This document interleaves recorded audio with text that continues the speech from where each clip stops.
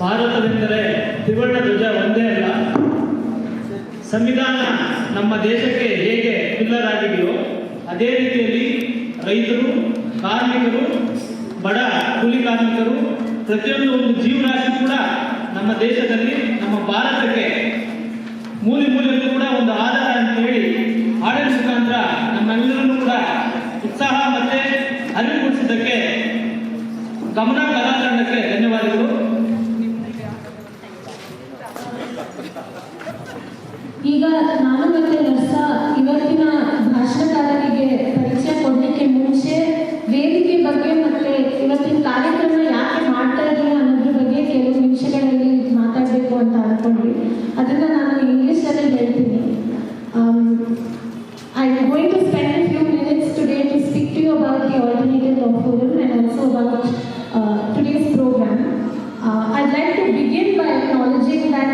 this 22-year-old mark is an extremely special milestone for all of us. And we're very, very happy that so many of you have made the time to join us in this celebration on this occasion. Today, we not only have an opportunity to see how far we've traveled, but we see it also as a moment for ourselves to see how much further we have to travel. This journey has been made very rich and exciting for us thanks to all the individuals, communities and organizations that we've had the privilege of working with. ಈ ಒಂದು 22 ವರ್ಷದಲ್ಲಿ ನಾವು ನಮಗೆ ಕೊಟ್ಟಿರುವಂತಹ ಕಲಿಕೆಗಳು ನಾವು ಯಾವ ವ್ಯಕ್ತಿಗಳ ಜೊತೆ ಸಂಘಟನೆಗಳ ಜೊತೆ ಮತ್ತೆ ಸಮುದಾಯಗಳ ಜೊತೆ ಕೆಲಸ ಮಾಡಿದೀವೋ ಅವರಿಂದ ನಾವು ಕಲಿತಿದ್ದೀವಿ. ಸೊ ಈ 22 ವರ್ಷ ಯಾರು ALF ಜೊತೆ ತೊಡಗಿಸ್ಕೊಂಡಿದ್ದಾರೋ ಆ ಎಲ್ಲ ಸಮುದಾಯಗಳಿಗೂ ನಮ್ಮ ಕಡೆಯಿಂದ ಹೃತ್ಪೂರ್ವಕ ಧನ್ಯವಾದಗಳು. And we want to acknowledge the incredible collaborative work that we've been a part of over these years.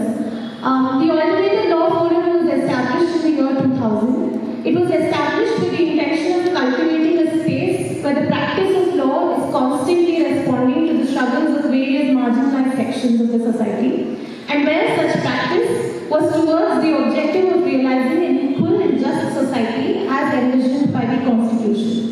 The Alternative Law Forum was built with two primary objectives. One was to initiate an alternative practice of law, that is to look for alternatives within the law by disturbing the relationship between law and power and tilting law in favor of the marginalized. We are therefore very happy to have with us today Justice Dr. Muralidhar, whose heart has always stood with those on the periphery of the society. And similarly, for our 10th anniversary, we had Justice Afeef. So we're very blessed that some of the finest legal minds have also been a part of the organization's journey in the last 22 years. The second objective of the forum was to acknowledge the strengths and limitations of law and therefore to look for alternatives to the law, which is to work closely with culture, people's movements and other means to social change. And in order to realize both of this, ALF, we've constantly endeavored to keep this space as a space that blends advocacy, activism and critical research. Also, we continue to ensure it acts as a dynamic space for dialogue, reflection and collaboration. Now, the Constitution of India is a reflection of all our collective dreams and aspirations. At a time when our country was reeling under inequality and injustice of every kind, the Constitution represented renewed hope and acted as a new egalitarian foundation to build our society on. ALF's work over the years has been to realize this transformative hope and vision of the Constitution. At every phase of our work, these values of the Constitution have constantly faced challenges, and we've tried to adequately respond to these challenges in different ways. However, after years of work by people, social workers in different communities, the vision of the Constitution for the people, the dream of the Constitution for our people is not fully transformed into reality yet. Consider, for instance, the National Family Health Survey data, which shows that more than 35% of children under the age of 5 in Karnataka are stunted. This despite the fact that the Constitution mandates that the state is duty-bound to ensure good nutrition for its citizens, and the Constitution promises the right to life to every citizen. Dr. B.R. Ambedkar said democracy is a form of associated living. But today in Karnataka, we are constantly witnessing a climate where there is a concerted attack on the value of fraternity. Over the past few months, the state has seen several calls for boycott of street vendors, for instance, based on their religious identities in various districts. In several places, vigilante groups have also attacked street vendors and their shops for failing to abide by such diktats. Further, Karnataka continues to witness increasing number of caste atrocities. All of these together make fraternity a distant dream for a diverse democracy like our own. Where are we failing? It is a little over 75 years since our Constitution came into force. It is imperative then for us to reflect on why its promises remain unfulfilled even today, to pause and to reflect collectively on what more we must do as individuals and as a people to achieve the transformative potential of the Constitution, and to make this Constitution a living, breathing document. In this vein, we thought it fit to mark ALF's 22nd anniversary with the conversation here today, which will guide our future course of critical law in these challenging times. So thank you again for being with us.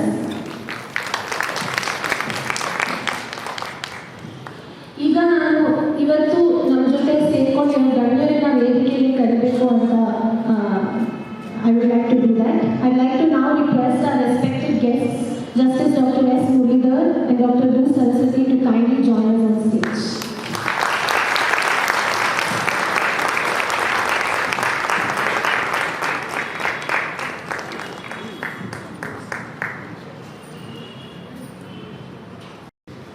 Akshay Padmashali ಅವರು ಮತ್ತೆ ಆಯುಷಾ ಅವರು ನಮ್ಮ ಕಡೆಯಿಂದ ನಮ್ಮ ಗಣ್ಯರಿಗೆ ವಿಶೇಷ ಉಡುಗೊರೆನ ಕೊಡಲಿಕ್ಕೆ stage ಮೇಲೆ ಬರಬೇಕು ಅಂತ ಕೇಳ್ಕೊತೀನಿ. Akshay Padmashali, for those who don't know, is a social worker, she is a political worker and also the founder of What They Did. Aisha works with Sadhana Mahila Sangha, sex workers collective in Bangalore.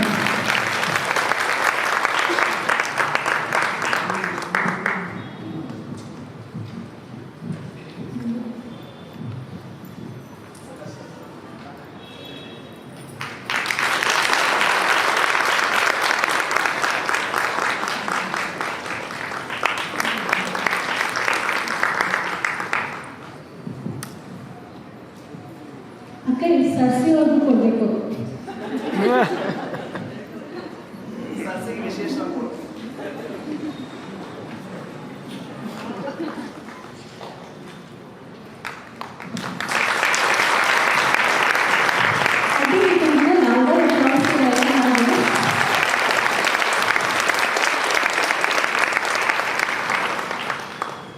ಅಕ್ಕ ಆಯಿಷಾ ಇಬ್ಬರಿಗೂ ನಮ್ಮ ಧನ್ಯವಾದಗಳು.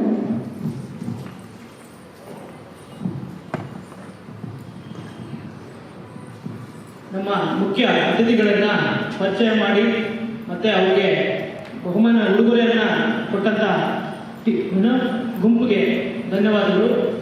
ಈಗ ನಮ್ಮ ಸಂಸ್ಥೆ ಬಗ್ಗೆ ಹುಟ್ಟು ಮತ್ತು ಬೆಳೆದು ಬಂದ ದಾರಿಗೆ ಸಂಬಂಧಪಟ್ಟ ಹಾಗೆ ಪರಿಚಯ ಮಾಡಲಿಕ್ಕೆ ಶ್ರೀ ಬಸವ ಪ್ರಸಾದ್ ಕುನಾಲೆ ಮತ್ತು ಮೊಹಮ್ಮದ್ ಅಫೀಫ್ ಅವರು ವೇದಿಕೆಗೆ ಬರಬೇಕಾಗಿ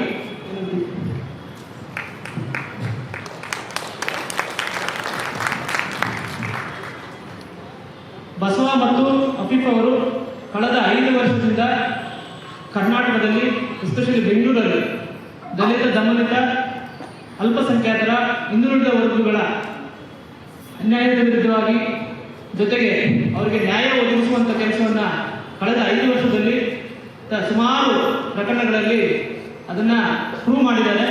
ಜೊತೆಗೆ ಅವರಿಗೆ ವೇದಿಕೆಗೆ ಮತ್ತೊಮ್ಮೆ ಸ್ವಾಗತ. Thank you, Narasimhappa. Honorable Chief Justice Muralidhar, Dr. P. Saraswati, distinguished members of the bar, and dear friends of ALF, good morning and a warm welcome to all of you to ALF's 22nd anniversary. It is truly heartwarming to see so many of you who have been part of our long journey. And before my colleagues Poorna and Narasimhappa introduce our distinguished speakers, I would like to spend a few minutes on talking about a little bit of the history of ALF before my colleague Basawa talks about a little bit about the work that we are doing as of now. 20 years is a significantly long time. From a small group of young lawyers operating in a room at Infantry Road in Bangalore, it has now become an institution with its own history, with its own memory. Still operating at the heart of Bangalore at Infantry Road, accessible to multiple communities who till today use the space also as a legal resource center, but also as generally a public space which is truly accessible. Now that initial group has now moved on to become established practitioners and researchers all over the country and around the world as well. In fact, many a times when in my visits to the trial courts and the high courts, I see so many of the alumni of the Alternative Law Forum making arguments, and I can only be at awe. And it is a true privilege for me to be part of this institution. While they have moved on in their own practice journey, in their own research journey, they continue to pass on their wisdom and memories and knowledge whenever possible to this group taking forward or attempting to take forward the vision today. ALF was founded in the year 2000. It was founded primarily because of a need felt for a law-centered social justice organization in Bangalore, primarily articulated by the leaders of different marginalized communities, from slum residents, domestic workers, street vendors, the LGBTQI community, various women's rights groups, sex workers groups, power karmikas, among many others. This articulation and this demand was propelled the way ALF evolved its own academic perspective and activist directions. Often leaders, even till today, from these communities articulate a kind of a need. That is, it may be a legal booklet, like some of the booklets there, a workshop, or even petitioning the courts. So therefore, the ethic that we have been trying to inculcate is the kind of a bottom-up ethic, to keep one's ear to the ground, as Balgopal would put it. ALF has arrived at this understanding on a spectrum of issues pertaining to caste, class, gender, religion, sexuality, disability, and the intersections of. This has driven ALF's legal practice and research into areas of constitutional law, in particular fundamental rights of the marginalized communities, issues of free speech among others, family law, labor law, intellectual property rights earlier, and more recently with a deeper engagement with criminal law. ALF members historically and continue to do today is they have sought to live up to this mandate by simultaneously engaging in legal advocacy, research, education, and training. Our structure is one that is actually quite unique. It is a non-hierarchical structure, it is a collective structure, therefore all of our decision making, so to speak, there is no boss. All of our decision making is based on either a consensus or voting on various agendas and issues.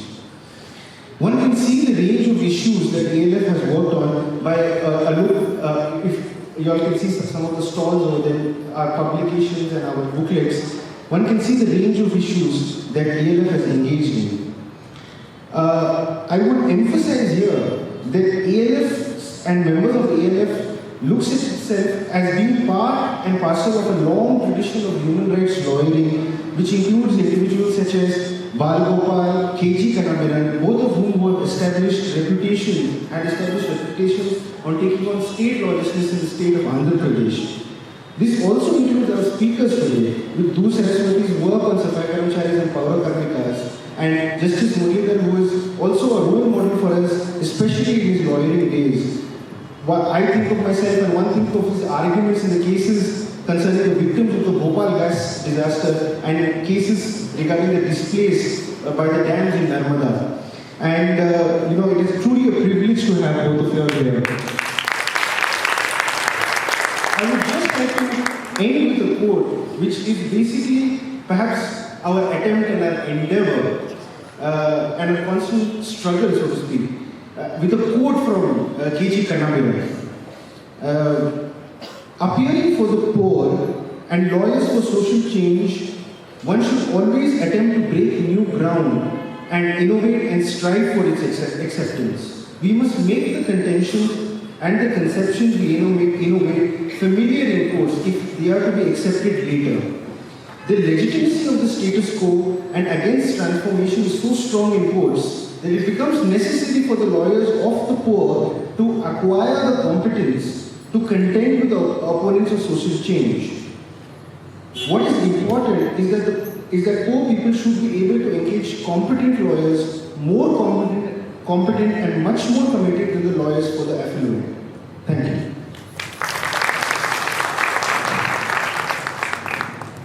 Thank you, Afeef. I know we are all eagerly waiting for today's speakers, their topic today that they are going to address us today. I'll not take much time. I have been given the responsibility to say a few words about our present work, that is to say how we are carrying forward this legacy that has been given to us. To speak about carrying ALF's legacy is to speak about how we as an organization have responded to the challenges to the Constitution itself, be it with respect to the rising number of caste atrocities, rising hate speech in the media, brutal police atrocities, rights of the working class and conditions of the migrant workers, transgender communities and victims of domestic violence. The three major areas of ALF's work, that is research, advocacy and litigation, have revolved around addressing these issues, and most importantly, the work has been collaborative with different individuals and organizations. For instance, as per the National Crime Records Bureau, the Karnataka stands among the top Indian states with respect to the rising number of caste atrocities. In response to this, at Alternative Law Forum, we have been visiting different districts across the state of Karnataka and not only meeting the victims of caste atrocities, but also extending our work to represent the victims before the court of law and building a network of Dalit lawyers across the districts in an attempt to bring them under one roof. This work has been extended to having victim capacity building programs in the form of organizing workshops for the rights of victims of caste atrocities. Further, this work has been possible only by various organizations with their collaboration work like PUCL, Karnataka Slum Janandolana, Samvidhana Udyogami Karnataka, and many more organizations and individuals. Similarly, during COVID-19 lockdown, which posed a big challenge to several marginalized communities, including the transgender communities, with the help of our friends Rumi and Sunil, we were able to come out with a report documenting testimonies of transgender communities and the hurdles they face, even for basic necessities such as medical care, housing, and how the community itself was at the forefront in doing the relief work. At the same time, considering the working conditions of garment workers, while working in collaboration with Garment Mahila Karmikara Munnade, a survey of the garment workers was conducted and the report was prepared, where shocking revelations came to light about non-payment of wages, arbitrary salary cuts, fear of retrenchment, and failure on the part of the state to assist the garment workers in basic necessities such as ration, transport, and etc. And furthermore, with the aim of making the Constitution accessible to the people and with the goal of building constitutional consciousness, we have been organizing workshops on the Constitution itself for students, activists, and community leaders. And in collaboration with several civil society organizations such as ALF, PUCL, and many more organizations, we have organized consultation program to build constitutional literacy in furtherance of this goal. And we have also published the preamble booklet, which is in furtherance of this aim of work. However, we continue to face challenges in the present work that we do. We see the rising violent hatred against the minorities of this country. While the principle of secularism is one of the bases based on which our Constitution was made. Though untouchability was abolished under Article 17 of the Constitution, we see a rise in the number of caste atrocities, but also a rise in number of acquittals under the Prevention of Atrocities Act. We fear the backlash of expressing opinions on government policies restricting our right to freedom of speech. Similarly, we continue to see bulldozer politics that has been employed by the executive. While our Constitution shows part towards addressing these challenges, today the Constitution itself is under a threat from communal forces. In a way, in today's event, while we celebrate ALF's 22 years, we also take this moment to see what lies in the future and how we shall be prepared. Thank you.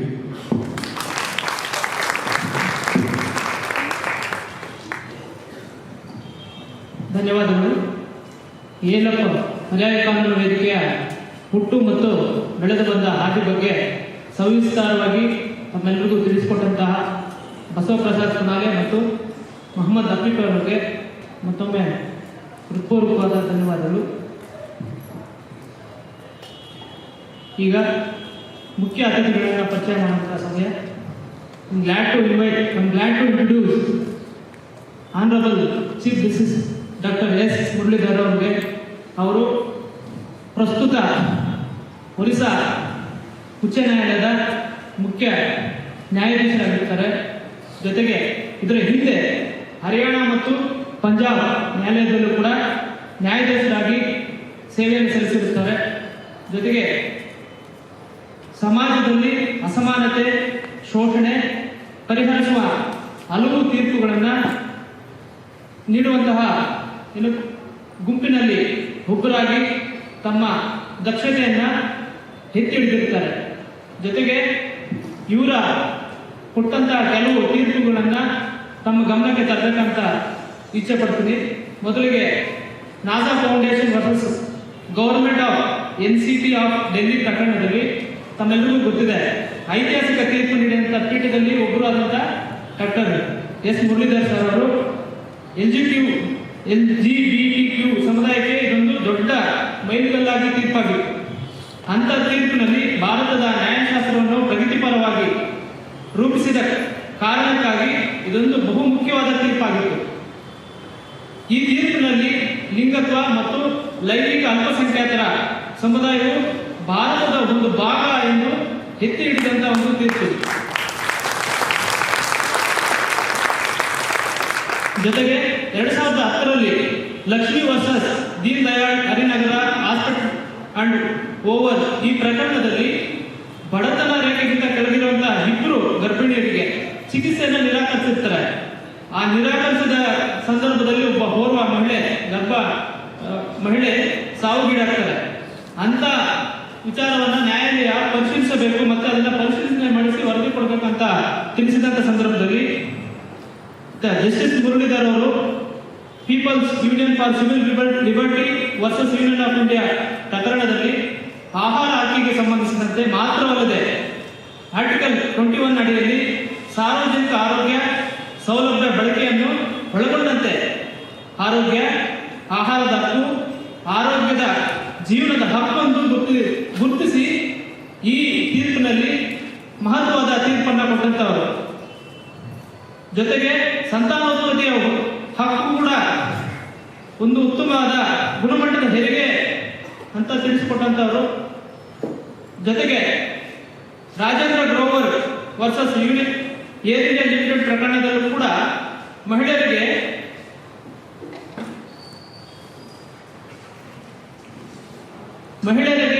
ಕೆಲಸದ ಸ್ಥಳದಲ್ಲಿ ಎಲ್ಲರಿಗೂ ಕೂಡ ಲಿಂಗ ತಾರತಮ್ಯ ಮಾಡಬಾರದು, ಅದನ್ನು ತಡೆಯಬೇಕು ಅನ್ನೋ ನಿಟ್ಟಿನಲ್ಲಿ ತೀರ್ಪು ಕೊಟ್ಟಂತವರು. Ajay Maken versus union of India ಪ್ರಕರಣದಲ್ಲೂ ಕೂಡ ರೈಟ್ ಟು ದಿ ಸಿಟಿ ಪರಿಕಲ್ಪನೆಯನ್ನು ಎತ್ತಿ ಹಿಡಿದಂತವರು. ಕೊಳಗೇರಿ ನಿವಾಸಿಗಳಿಗೆ ಸಂಬಂಧಪಟ್ಟ ಹಾಗೆ ಅವರು ಕೂಡ ಹಕ್ಕಿದೆ, ಪ್ರಜೆಗಳು ಈ ದೇಶದಲ್ಲಿ ಅವರು ಕೂಡ ಮುಖ್ಯ ಭಾಗವಾಗಿ ಇದ್ದಾರೆ ಅಂತ ಹೇಳ್ಬಿಟ್ಟು ಪರಿಗಣಿಸಿ ಅವರ ಜೊತೆಗೆ ಚರ್ಚಿಸಿ ತೀರ್ಪುಗಳನ್ನು ಕೊಟ್ಟಂತವರು. ಈ ಚರ್ಚೆಯಲ್ಲಿ ಕೊಳಗೇರಿ ನಿವಾಸಿಗಳಿಗೂ ಕೂಡ ಪುನರ್ವಸತಿ ಕಲ್ಪಿಸಬೇಕು ಅನ್ನೋ ಒಂದು ಮನದಟ್ಟನ್ನ ಎಲ್ಲರೂ ಗಮನಕ್ಕೆ ತಂದಂತವರು. ಜೊತೆಗೆ ಅವರ ವಿದ್ಯಾಭ್ಯಾಸ ಮತ್ತು ವಕೀಲ ವೃತ್ತಿಯನ್ನ ಮಾಡುವ ಸಂದರ್ಭದಲ್ಲಿ ಏನೆಲ್ಲ ಕೆಲಸಗಳನ್ನ ಮಾಡಿದರೆ ಅವನ್ನ ಸ್ವಲ್ಪ ತಿಳಿಸ್ತೀನಿ. ಜಸ್ಟಿಸ್ ನ್ಯಾಯಮೂರ್ತಿ ಮುರಳೀಧರ್ ಅವರು ದೆಹಲಿ ವಿಶ್ವವಿದ್ಯಾನಿಲಯದಲ್ಲಿ 2003ರಲ್ಲಿ legal aid and the criminal justice system in India ಎಂಬ ಶೀರ್ಷಿಕೆಯಲ್ಲಿ ಅವರಿಗೆ ಡಾಕ್ಟರೇಟ್ ಪದವಿಯನ್ನು ಪಡ್ಕೊಂಡಿರುತ್ತದೆ. ಜೊತೆಗೆ ಅವರು ವಕೀಲ ವೃತ್ತಿ ಮಾಡುವಂಥ ಸಂದರ್ಭದಲ್ಲಿ ಭೂಪಾಲ್ ಗ್ಯಾಸ್ ಇನ್ಸಿಡೆಂಟ್ ಆದಂಥ ಪ್ರಕರಣದಲ್ಲೂ ಕೂಡ ಆ ಘಟನೆಯಲ್ಲಿ ಯಾರೆಲ್ಲ ನೊಂದಂಥ ಸಮುದಾಯಗಳಿಗೆ ಉಚಿತವಾಗಿ ಕಾನೂನು ಸೇವೆ ಅಂತ ಕೊಟ್ಟಂತವರು. ಜೊತೆಗೆ ಅವರು ರಾಷ್ಟ್ರೀಯ ಮಾನವ ಹಕ್ಕುಗಳ ಆಯೋಗಕ್ಕೆ, ಭಾರತ ನಾಗರಿಕ ಆಯೋಗಕ್ಕೆ ವಕೀಲರಾಗಿ ಸೇವೆಯನ್ನು ಸಲ್ಲಿಸಿದಂಥವರು. ಕಾನೂನು ಆಯೋಗಕ್ಕೆ ಸಂಬಂಧಿಸಿದಕ್ಕೆ ಅರೆಕಾಲಿಕ ಸದಸ್ಯರಾಗಿ ಕೂಡ ಅವರು ಸೇವೆಯನ್ನು ಸಲ್ಲಿಸಿದಂಥವರು.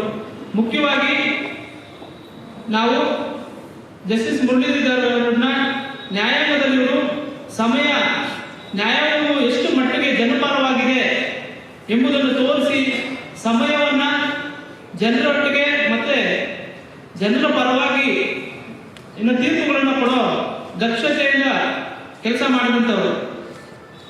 ಅವರಿಗೆ ಪರ್ಯಾಯ ಕಾನೂನು ವೇದಿಕೆಯು ಇಲ್ಲಿ ಈ ದಿನ ನಮ್ಮೊಟ್ಟಿಗೆ ಇದ್ದಾರೆ. ಅವರಿಗೆ ಹೃತ್ಪೂರ್ವಕವಾಗಿ ಆಧಾರದ ಸ್ವಾಗತವನ್ನ ಮತ್ತೊಮ್ಮೆ ಹೇಳ್ತೀನಿ. ಈಗ ನಾನು ಸರಸ್ವತಿ ಅವರ ಪರಿಚಯನ ಮಾಡ್ಕೊಡ್ತೀನಿ. ವೇದಿಕೆ ಮೇಲೆ ಕನ್ನಡ ಓದಿ ಯಾವತ್ತೂ ಅಭ್ಯಾಸ ಇಲ್ಲ. ಹಾಲಲ್ಲಿ ಇರೋರೆಲ್ಲ ಗೆಳೆಯರೆ ಅಂತ ಏನೋ ಧೈರ್ಯ ಮಾಡಿ ಒಪ್ಕೊಂಡ್ಬಿಟ್ಟಿದ್ದೀನಿ. ಸೊ ದಯವಿಟ್ಟು ತಪ್ಪಾದ ಸರಿಸಿ ಕ್ಷಮಿಸಿ.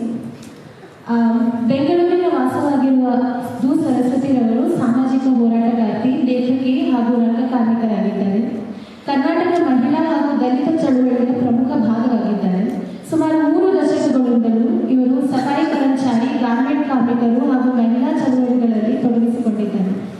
1980ರ ದಶಕಗಳಲ್ಲಿ ಮಹಿಳಾ ಚಳುವಳಿಯ ಪತ್ರಿಕೆಯಾದ ಮಾನಸ ಪತ್ರಿಕೆಗೆ ಸಂಪಾದಕರಾಗಿದ್ದರು. ಸರಸ್ವತಿ ಅವರು ಲೈಂಗಿಕ ಕಾರ್ಯಕರ್ತರ ಸ್ಥಿತಿಗತಿಯನ್ನು ಪರಿಶೀಲಿಸಲು ರಾಜ್ಯ ಸರ್ಕಾರ ರಚಿಸಿದ ಜಯಮಾಲ ಸಮಿತಿಯಲ್ಲಿ ಹಾಗೂ ಪೌರ ಕಾರ್ಮಿಕರ ಸ್ಥಿತಿಗತಿಯನ್ನು ಪರಿಶೀಲಿಸಲು ಕರ್ನಾಟಕ ಉಚ್ಚ ನ್ಯಾಯಾಲಯ ರಚಿಸಿದ ಸಮಿತಿಯಲ್ಲಿ ಸದಸ್ಯರಾಗಿದ್ದರು. ಕರ್ನಾಟಕ ರಾಜ್ಯ ಅಕ್ಕ ಮಹಾದೇವಿ ಮಹಿಳಾ ವಿಶ್ವವಿದ್ಯಾಲಯದಲ್ಲಿ ಪೌರ ಕಾರ್ಮಿಕ ಸಮುದಾಯದ ಸಾಮಾಜಿಕ ಮತ್ತು ಸಾಂಸ್ಕೃತಿಕ ಅಂಶಗಳ ಬಗ್ಗೆ ಅಧ್ಯಯನ ಮಾಡಿ community under siege socio cultural study of safai karmacharis in Karnataka from a feminist perspective ಎಂಬ ಶೀರ್ಷಿಕೆಗೆ PhD ಪಡೆದಿದ್ದಾರೆ. ಎ ರೇವತಿ ಅವರ the truth about me a hijra life story ಎಂಬ ಪುಸ್ತಕವನ್ನು ಕನ್ನಡಕ್ಕೆ ಬದುಕು ಬಯಲು ಎಂದು ಅನುವಾದ ಮಾಡಿದ್ದಾರೆ. ಇತ್ತೀಚೆಗೆ ದಲಿತ ಚಳವಳಿಗಳಲ್ಲಿ ಮಹಿಳೆಯರ ಪಾತ್ರದ ಬಗ್ಗೆ ಇರುವ ಮರಾಠಿ ಪುಸ್ತಕ ಅಮಿಹಿ ಇತಿಹಾಸ್ ಘಡಾವೆ ಎನ್ನುವ ಪುಸ್ತಕವನ್ನು ಇಂಗ್ಲಿಷ್ ಅನುವಾದದಿಂದ ಕನ್ನಡಕ್ಕೆ ನಾವು ಇತಿಹಾಸ ಕಟ್ಟಿದ್ದೆವು ಎಂದು ಅನುವಾದ ಮಾಡಿದ್ದಾರೆ. ಅಲ್ಲದೆ ಜೀವ ಸಂಪಿಗೆ ಎಂಬ ಪದ್ಯ ಸಂಕಲನ, ಬಚ್ಚಿಸು ಎಂಬ ಕಥಾ ಸಂಕಲನ ಸಹ ಬರೆದಿದ್ದಾರೆ ಹಾಗೂ ಈಗೇನ್ ಮಾಡಿರಿ ಎಂಬ ಆತ್ಮಚರಿತ್ರೆಯ ಬರಹ ಸಹ ಪ್ರಕಟಿಸಿದ್ದಾರೆ. ಅವರ ಸಂತಿಮಿ ರಾಮಾಯಣ ಬಹಳ ಪ್ರಸಿದ್ಧವಾದ ನಾಟಕವಾಗಿದೆ. ದೇಶಪ್ರೇಮದ ಆಯಾಮಗಳ ಬಗ್ಗೆ ಬರೆದಿರುವ ಅವರ ಕಾವ್ಯ ಒಡಲ ಸಂಕಟಕ್ಕೆ ಗಡಿಯೇ ಇಲ್ಲ ಎನ್ನುವ ಕಾವ್ಯ ಶಾಲಾ ಪಠ್ಯ ಪುಸ್ತಕಗಳಲ್ಲಿ ಸೇರಿಸಲಾಗಿದೆ. ಅದು ಅಲ್ಲದೆ ಅವರು ಹಲವಾರು ಮುಖ್ಯ ವರದಿಗಳನ್ನು ಕನ್ನಡಕ್ಕೆ ಅನುವಾದ ಮಾಡಿದ್ದಾರೆ. ಉದಾಹರಣೆಗೆ PUCN ಕರ್ನಾಟಕದ ವತಿಯಿಂದ ಕರ್ನಾಟಕದಲ್ಲಿ ಮಲಹೋರುವ ಪದ್ಧತಿ ಬಗ್ಗೆ ಕೈಗೊಂಡ ಸತ್ಯಶೋಧನಾ ವರದಿಯನ್ನು ಕನ್ನಡಕ್ಕೆ ಅನುವಾದ ಮಾಡಿದ್ದಾರೆ. ಮುಂದೆ ಇರುವಂಥ ಒಂದು ವಿಷಯ ನಾನು ಇಂಗ್ಲೀಷಲ್ಲಿ ಹೇಳಲಿಕ್ಕೆ ಇಷ್ಟಪಡ್ತೀನಿ, because I want justice Muralidhar also to follow. Interestingly, the link between Justice Dr. Muralidhar and Do Saraswati is that ALF had brought out an explainer on the NAS Foundation judgment when it came out, and it was Do Saraswati who translated the booklet for us. And the special thing about the translation was that it was not just an art of recreation. She translated it so well that many who read both versions said the Kannada version read so much better than the English version, which is the original that they were published. ಆದರೆ ಸರಸ್ವತಿ ಅವರು ಇದೆಲ್ಲಕ್ಕಿಂತ ಮಿಗಿಲಾದವರು. ಚಳುವಳಿಗಳ ನಡುವೆ ಸೇತುವೆಯಾಗಿರುತ್ತಾರೆ. ಅವರ ಮಾತಲ್ಲಿ ಹೇಳಬೇಕಾದರೆ ಮಹಿಳಾ ಚಳವಳಿಯೊಂದಿಗೆ ಜಾತಿ ಬಗ್ಗೆ ಸಂವಾದಿಸುವುದು ಹಾಗೂ ದಲಿತ ಚಳವಳಿಯೊಂದಿಗೆ ಲಿಂಗತ್ವದ ಬಗ್ಗೆ ಮಾತನಾಡುವುದು ಅವರ ನಿರಂತರ ಪ್ರಯತ್ನವಾಗಿದೆ. ALFಗೆ ಬರುವುದಾದರೆ ನಮ್ಮೆಲ್ಲರಿಗೂ ಸರಸ್ವತಿಯಮ್ಮ ಗೆಳತಿಯಾಗಿ ಮಾರ್ಗದರ್ಶಕರಾಗಿದ್ದಾರೆ. ಪರ್ಯಾಯ ಕಾನೂನು ವೇದಿಕೆ ಅನ್ನೋ ಪದದಲ್ಲಿ ಪರ್ಯಾಯಕ್ಕೆ ಅವರು ಹೊಸ ಆಯಾಮವನ್ನು ನೀಡಿದ್ದಾರೆ. ನ್ಯಾಯ ಎನ್ನುವುದು ಕೇವಲ ಕಾನೂನಿನ ಚೌಕಟ್ಟಿನಲ್ಲಿ ನೋಡದೆ ಅದರಾಚೆಗೂ ನೋಡಬೇಕು ಎಂಬುದನ್ನು ಅವರು ನನಗೆ ಕಲಿಸಿಕೊಟ್ಟಿದ್ದಾರೆ. ಪ್ರತಿಯೊಂದು ಪ್ರೀತಿಯಿಂದ ಕಾನೂನು ಹುಟ್ಟುತ್ತದೆ ಎಂದು ಹೇಳುತ್ತಾರೆ. ದು ಸರಸ್ವತಿ ಅವರು ಅಂತಹ ಪ್ರೀತಿಯ ಸಾಕಾರವಾಗಿದ್ದಾರೆ. ನೀವು ಎಲ್ಲೆಡೆ ಬಿತ್ತುತ್ತಿರುವ ಪ್ರೀತಿಗೂ ಹಾಗೂ ಇಂದು ನಮ್ಮೊಂದಿಗೆ ಇಲ್ಲಿ ಸೇರಿಕೊಂಡಿರುವುದಕ್ಕಾಗಿ ಪರ್ಯಾಯ ಕಾನೂನು ವೇದಿಕೆ ಕಡೆಯಿಂದ ನಿಮಗೆ ತುಂಬ ಹೃದಯದ ಧನ್ಯವಾದಗಳು. Thank you so much.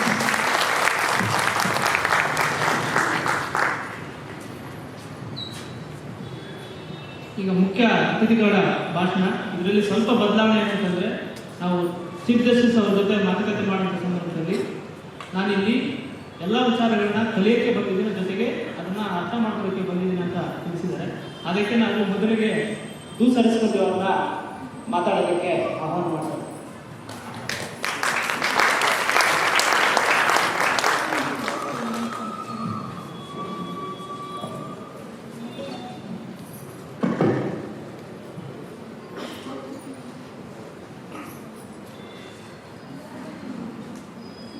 ಇದೊಂದು ಮಿಶ್ರ ಭಾವನೆ. ಒಂದು ರೀತಿ ಒಳಗಡೆಯಿಂದ ತುಂಬ ನರ್ವಸ್ಸು ಆಗಿದ್ದೀನಿ ಮಾತಾಡೋದಕ್ಕೆ ವೇದಿಕೆಯಲ್ಲಿ. ಆದರೆ ನನಗೊಂದು ಅವಕಾಶ ಕೊಟ್ಟಿದ್ದಾರೆ ALFನ ಸ್ನೇಹಿತರು. ನಾನು ಎದುರುಗಡೆ ನಿಂತಿದ್ದೀನಿ.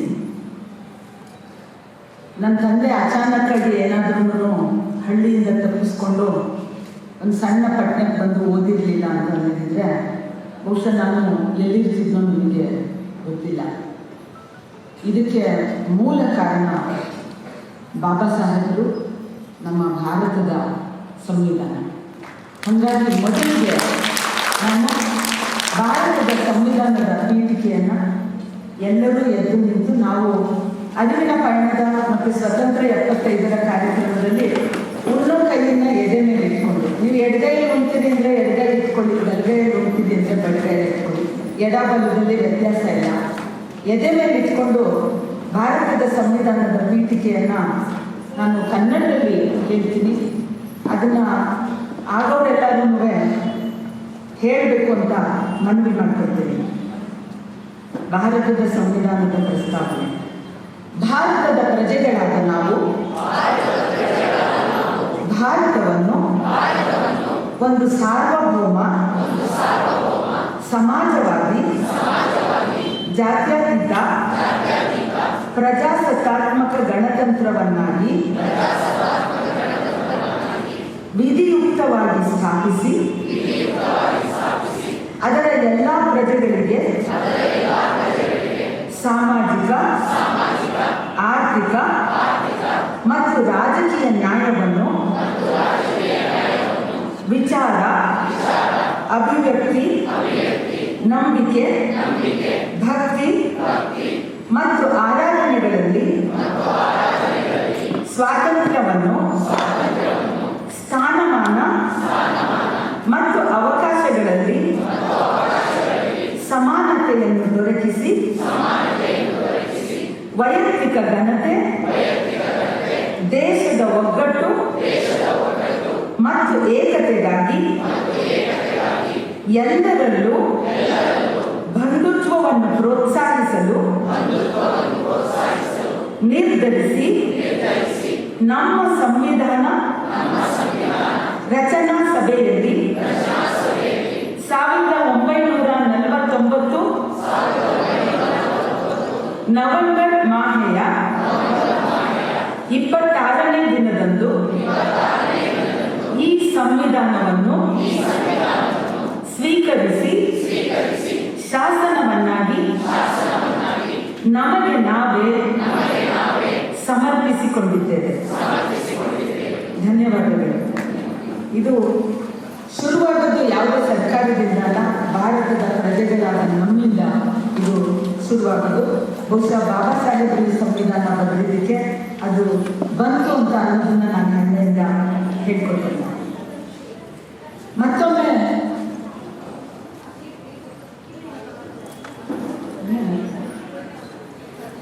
ಪ್ರೀತಿಯ ನಮಸ್ಕಾರಗಳು. ಕಾನೂನನ್ನು ಪರ್ಯಾಯವಾಗಿ ಬಳಸಿಕೊಳ್ಳೋ ದಾರಿಯಲ್ಲಿ 22 ವರ್ಷಗಳನ್ನು ಪೂರೈಸಿರುವಂತಹ ALFನ ನನ್ನ ಎಲ್ಲ ಬಂಧುಗಳಿಗೆ ಪ್ರೀತಿಯ ಅಭಿನಂದನೆಗಳು. ನನಗೆ ಎಲ್ಲರಿಗೂ ಪ್ರೀತಿಯ ಅಭಿನಂದನೆಗಳು. ಇಲ್ಲಿ ಅಮ್ಮ ಇದ್ದಾರೆ, ವಿಜಯಮ್ಮ ಇದ್ದಾರೆ, ನನ್ನ ಟ್ರೇಡ್ ಯೂನಿಯನ್ ಗುರುಗಳಾದ ಬಾಬು ಮ್ಯಾಥ್ಯೂಸ್ ಅವರಿದ್ದಾರೆ. ಹಲವಾರು ರೀತಿಯಲ್ಲಿ ನನ್ನ ಚಿಂತನೆಗೆ ಒಂದು ಆಧಾರ ನೀಡಿದಂಥ ಶಿವಸುಂದರಿದ್ದಾರೆ, ನಿರಂಜನ್ ಆರಾಧ್ಯ ಅವರಿದ್ದಾರೆ, ಮತ್ತು ಸಾಧನಾ ಮಹಿಳಾ ಸಂಘದ ಸಂಗಾತಿಗಳಿದ್ದಾರೆ, ಗಾರ್ಮೆಂಟ್ಸ್ ಮಹಿಳೆಯರ ಸಂಗಾತಿಗಳು ಇದ್ದಾರೆ, ಮತ್ತು PUCLನ ರಾಮದಾಸ್ ಅವರಿದ್ದಾರೆ.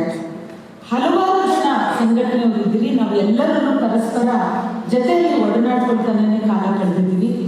ನಿಮ್ಮ ಎಲ್ಲರ ಪ್ರತಿನಿಧಿಯಾಗಿ ನಾನಿಲ್ಲಿ ನಿಂತಿದ್ದೀನಿ.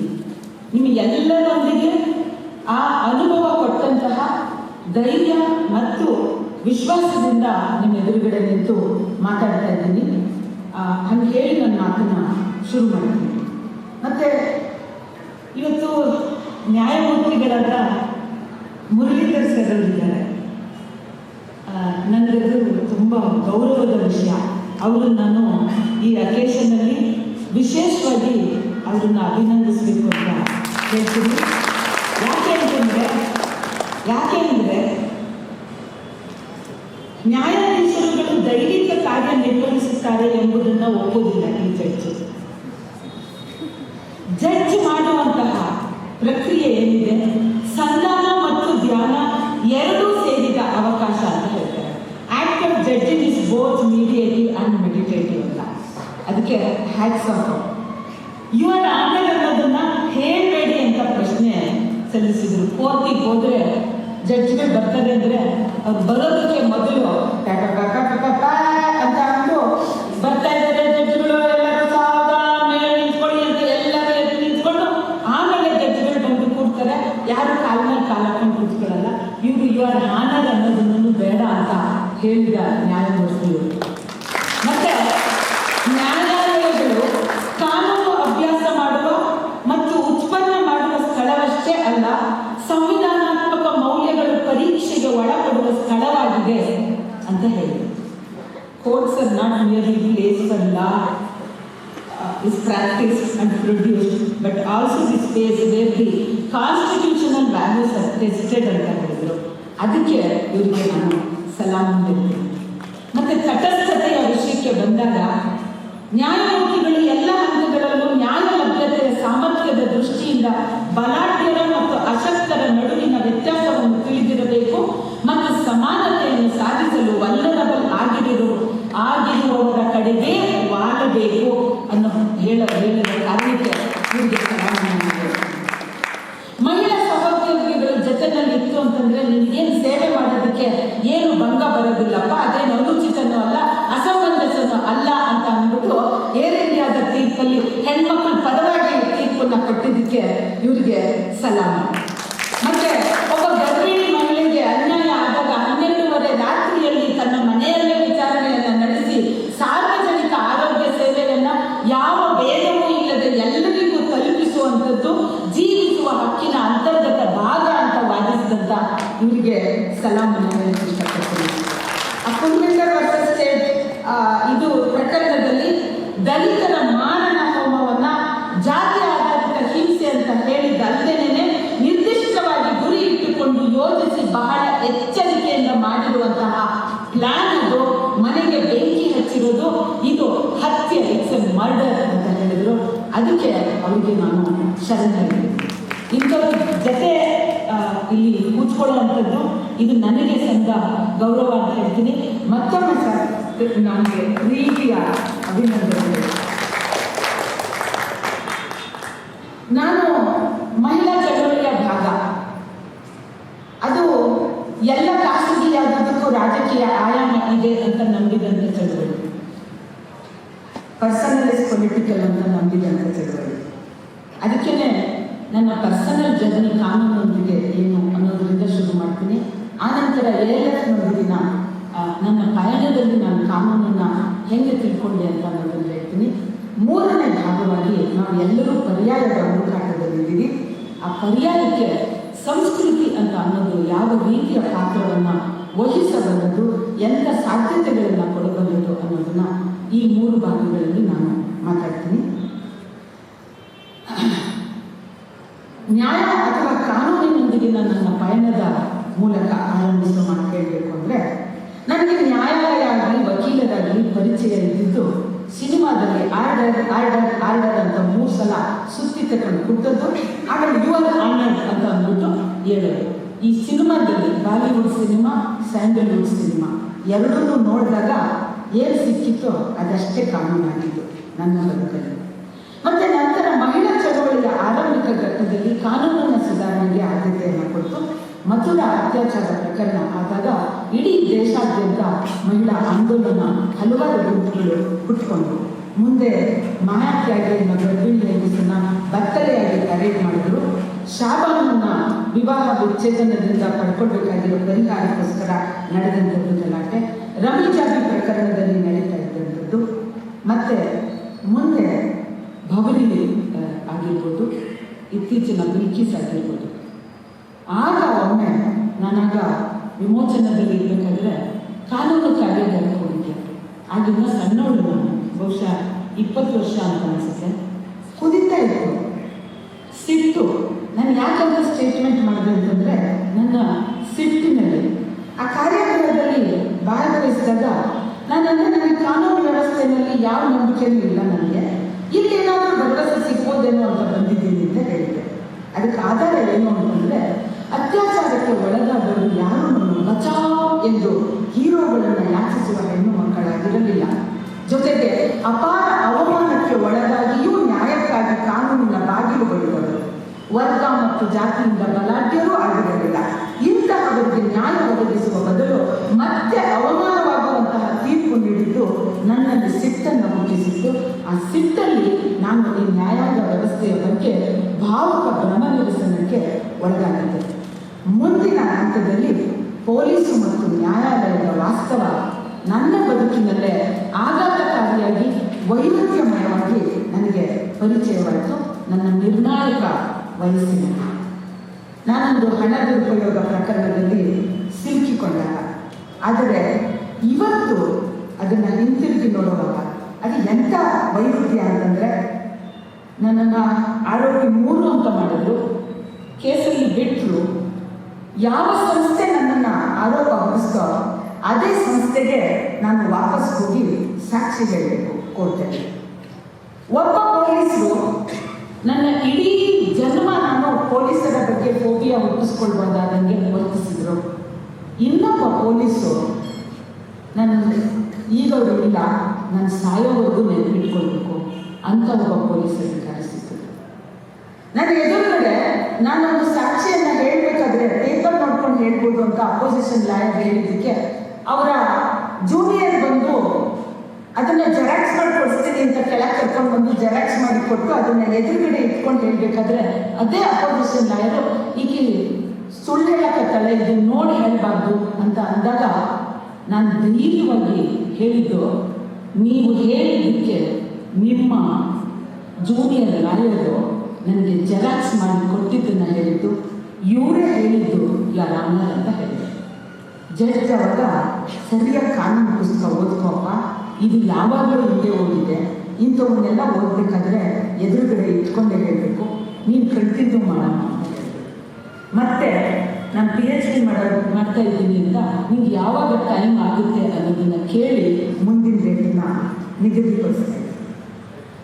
ಈ ಥರ ಈ ವೈರುಧ್ಯ ಮತ್ತು ಈ ಆಘಾತ ಇದು ಎರಡೂ ಕಪ್ಪು ಬೆಳಕಿನ ನಡುವಿನ ಹಲವಾರು ಶೇಡ್ಗಳನ್ನು ನನಗೆ ಪರಿಚಯಿಸಿತು, ನನ್ನ ದರ್ಶನವನ್ನು ವಿಸ್ತರಿಸಿತು ಅಂತ ಹೇಳ್ಬೋದು.